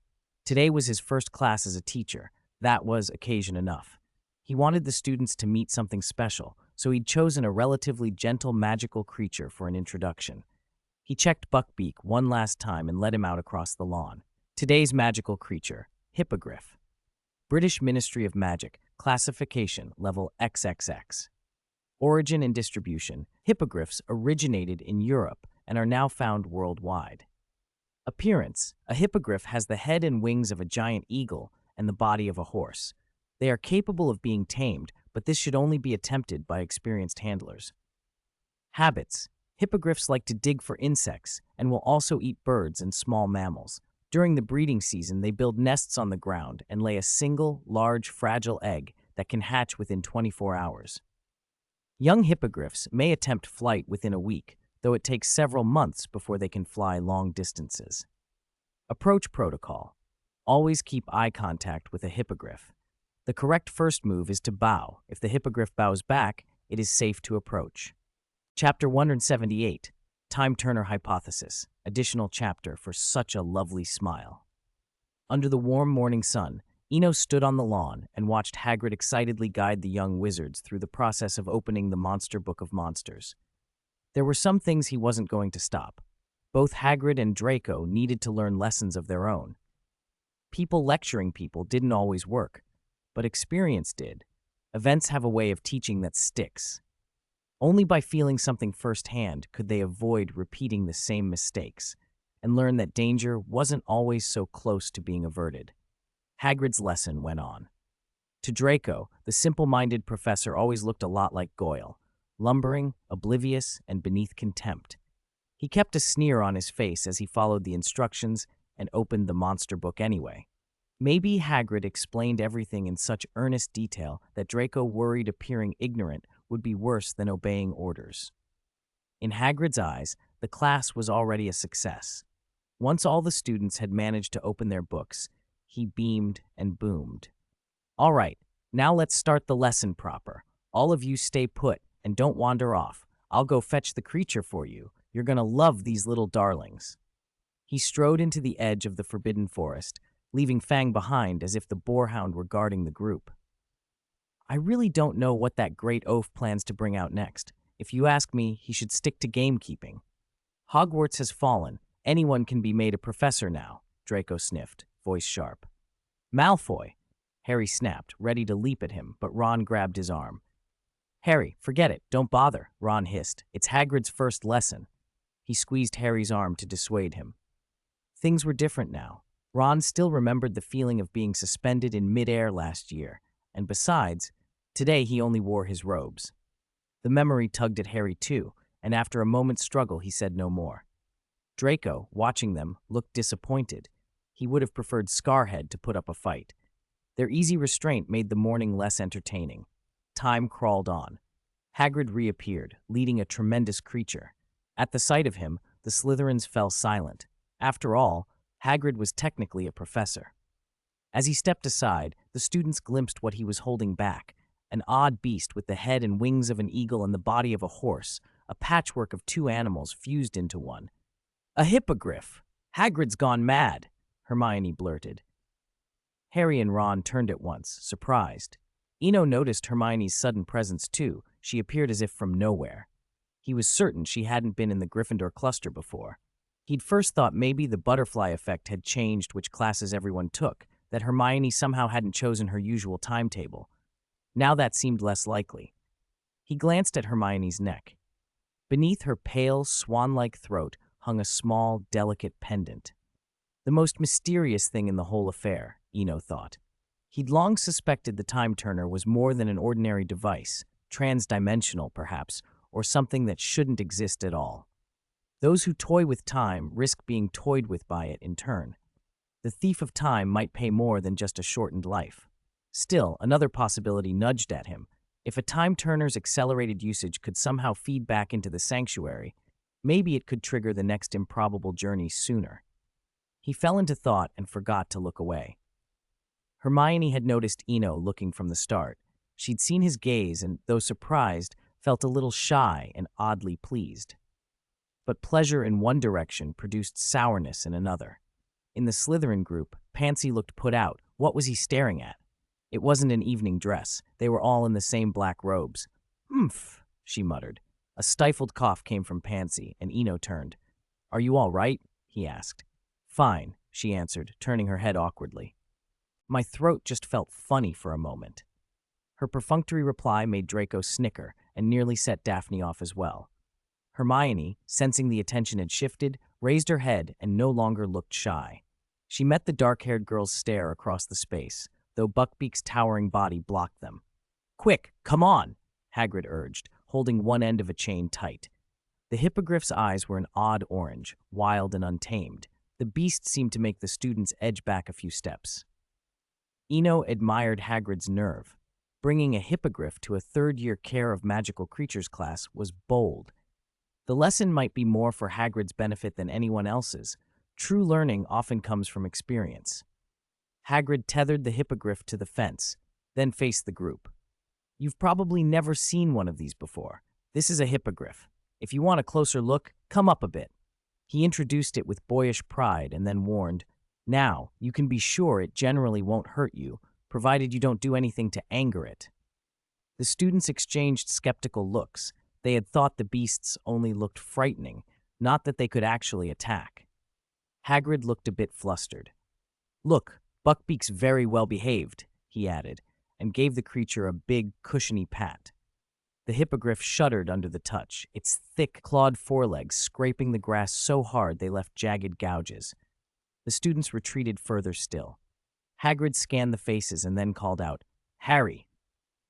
Some things feel fated, and Hagrid and Draco were two of those things. Because of who they were, certain meetings were bound to happen. Just as the hippogriff's claws reared back toward Draco, Eno moved without a sound and flicked his wand. Protego! Buckbeak's claws slammed into the invisible shield with a harsh crack and a scatter of sparks. From Draco toppling to the creature's strike, everything happened in an instant. Draco was terrified. Hagrid stood frozen. The third-year Care of Magical Creatures class ended abruptly. Afterward, Eno hung back deliberately. He wanted to speak to Hagrid about acromantulas. A man who dabbed in breeding and hybrids might have insight into strengthening those spiders. The acromantulas were fragile in a straight fight, useful as assassins in a jungle, perhaps, but they wouldn't stand up to a full-on charge from a warg. If anyone might know of ways to breed resilience into them, it could be Hagrid. "Ha ha ha, I gave up my meal to write another chapter. Meow, tell me, aren't I a good boy?" Chapter 179, A Promise with Hagrid. The Care of Magical Creatures class had ended, and by any measure, it had been a disaster. The students left the field with pale faces and shaken nerves. Hagrid stood in the middle of the clearing, cheeks flushed with embarrassment. He knew he'd messed up. He'd not only betrayed Dumbledore's trust, he'd very nearly let someone get hurt. A voice called from behind him. "Excuse me, Professor, can I bother you for a minute?" Hagrid turned, still looking contrite, and saw the student who had helped stop the accident. "Oh, I'm sorry. I forgot to give you points. I owe you for that, really. It was touch and go, but the lesson's over now. I can't add points." His voice drifted off into a softer tone. Hagrid's earnest, simple manner often made people forgive him, and the student smiled. "I'm not here for points," he said with a light chuckle. "Don't call me Professor. You made a mess today. Call me Hagrid, and just tell me what you want." Hagrid, head bowed, still felt the duty to answer. The student, Eno, seemed strangely composed. He cut to the chase. "Hagrid, I'm raising a nest of acromantulas." Hagrid's huge head shot up, eyes wide. "Acromantulas? Quick, put them in the Forbidden Forest. You can't keep those in the castle. You'll be expelled." Eno's smile didn't falter. "Professor Dumbledore knows about it." The name had a visible effect on Hagrid. He quieted at once. After a long pause, he said awkwardly, "Well, if you'd like, you can bring them to me. I'll take care of them. You can visit on weekends. Something will happen if they stay in the castle." "It's a bit like Mr. Scamander's case," Eno replied evenly. Hagrid fell silent, looking half-wounded, as if he'd hoped for an immediate rescue. "That wasn't entirely unexpected," Eno continued, unperturbed. "Don't you want to see them? Besides, I'm raising a lot of them, and they all live in this suitcase." Half an hour later, well away from the castle on a grassy stretch near the Forbidden Forest, Eno opened the suitcase in a sheltered spot. Shrubbery ringed the clearing. The air smelled of pine and damp earth. A sleek blue phoenix perched beside the case, preening. Inside the suitcase, a magically expanded interior revealed itself, an enormous space teeming with acromantulas of every size. Hagrid stared, staggered. He had seen Aragog and his brood migrate before, but he had never seen anything like this. The acromantulas had built structures of silk, webbed battlements and towers woven into what looked like a castle, tailored to their own needs. And as if someone had given the order, hundreds of them arranged themselves into two precise lines, standing quietly like soldiers awaiting inspection. "Merlin's beard," Hagrid breathed. "How did you do that?" Eno shrugged. "Maybe it's a kind of talent." In the magical world, talent often stood in as an explanation when nothing else fit. Hagrid did not press for details. He only shook his head in a mixture of admiration and dismay. "You raise them better than I do," he said. "Honestly, I don't think I can help much." Eno's expression grew thoughtful. "Don't you think they're fragile? In the jungle, they're fine, but on open plains, they're sitting targets." Anyone else might have laughed at the idea that acromantulas, terrifying, half-eight-legged predators, were fragile, but Hagrid considered it seriously. "They are a bit delicate, On a flat plain, Buckbeak could take out a few of them without much trouble." "Then let's make them stronger," Eno said.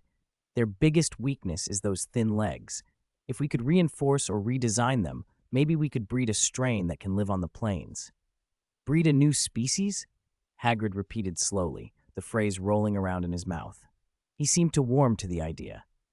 Later, standing on the lawn outside the castle, he held a silk cocoon the size of a wash basin, containing a clutch of young acromantulas. Eno, why don't you come up to my hut and we'll have a proper chat, if you haven't got lessons this afternoon? Sorry, Hagrid, Eno said apologetically. He glanced back at the castle. I do have class, and I need to do some research in the library tonight, but I'll come by when I can. If I run out of supplies, leave a note and I'll have someone fetch it. Hagrid brightened despite the setback. All right, don't worry. Lessons come first. I'll let you know if anything changes. They parted on good terms. Eno didn't head straight to the dormitories. Instead, he strolled to the Black Lake and found a quiet spot. He opened the suitcase again. A palm-sized acromantula, its carapace of vivid blue, hopped out and settled on his hand. Lena, Eno murmured, is there a way for me to control myself, short-term, temporarily lower my mental defenses? There might be a very interesting class this afternoon. He looked out over the shimmering water. He'd almost forgotten. Remus Lupin's Defense Against the Dark Arts lesson often used a boggart to force students to confront their fears. Eno had always been curious about that method. He wanted to see his own latent fears, but the boggart required the target to allow it to appear. If he couldn't relax his mind, the boggart would freeze, unable to take shape. Lena blinked her many eyes and skittered up his sleeve as if to say she understood. Eno watched the rippling lake and planned, quietly determined, to learn how to lower his defenses long enough to meet whatever the boggart might show him. Chapter 180, Pansy's Confusion. The Great Hall at Hogwarts was already filling by 11 o'clock. Though lunch hadn't yet been served, that didn't stop groups of students from gathering to chat and boast, particularly about the recent uproar at the Ministry of Magic, which had become the hottest topic. At noon, Eno arrived right on time and took a seat at a random spot along the Slytherin table. He tapped the table and, with the customary efficiency of Hogwarts service, a standard lunch appeared in front of him. Watching how simply the food appeared, he found himself briefly tempted by the idea of getting a house elf. Then the thought of Dobby came to mind, the disobedient little creature, and Eno pushed the idea aside. House elves could be unpredictable. If one ever developed rebellious inclinations, it could start to interpret rules all kinds of ways, possibly even slipping a potion into the food by accident. Dobby might be an extreme case, but once trust was broken, it was hard to rebuild. After all, one odd house elf didn't represent only himself, but seemed to reflect on the whole lot. Dobby had even written to Lucius last year, asking to be sold off quickly. That memory made Eno even more wary. While he was musing, another lunch appeared across from him. I saw you spacing out here alone, so I thought I'd join you, Pansy said with a faint smile, sitting down without fuss. Not really spacing, Eno replied, taking a small bite of the sandwich. I just let my mind wander sometimes. During the summer, I reread The History of Magic, from start to finish, Pansy said calmly. Eno set his food down, curious about where she was going with this. The course of events had already shifted for both of them. From ancient times to the Middle Ages, from modern history to the present, the whole book traces the tangled destinies of wizards. Pansy continued in a voice as casual as if she were commenting on the weather. He didn't interrupt. Pansy hadn't finished. After a moment, she looked up, a flicker of uncertainty in her eyes. We always rush to solve problems only after they appear, she said. But no one ever asks why the problems appeared in the first place. We're always reacting. Hearing that, Eno understood. Pansy had read history and found philosophy in it, an existential line of thought. I can't answer that for you, he said gently. That kind of confusion is something you have to work through yourself. He took a sip of lemonade and organized his thoughts. Philosophical questions were hard. People's minds followed different paths, and an answer that clashed with someone's inner logic could lead them into a dead end. For wizards, mental crises could be more dangerous than for muggles, and Eno felt a twinge of responsibility. Everything had started when he'd, on a whim, organized a History of Magic review class last year. If Pansy slipped into some bleak intellectual trap because of him, it would be his fault. After a moment, he offered something more practical. I can't give you the answer, but I can give you some reading suggestions. Muggle writers have a lot of useful perspectives. He tapped his wand and the tableware shifted into a sheet of parchment with a quill and an inkstand. After a moment of thought, he wrote several titles.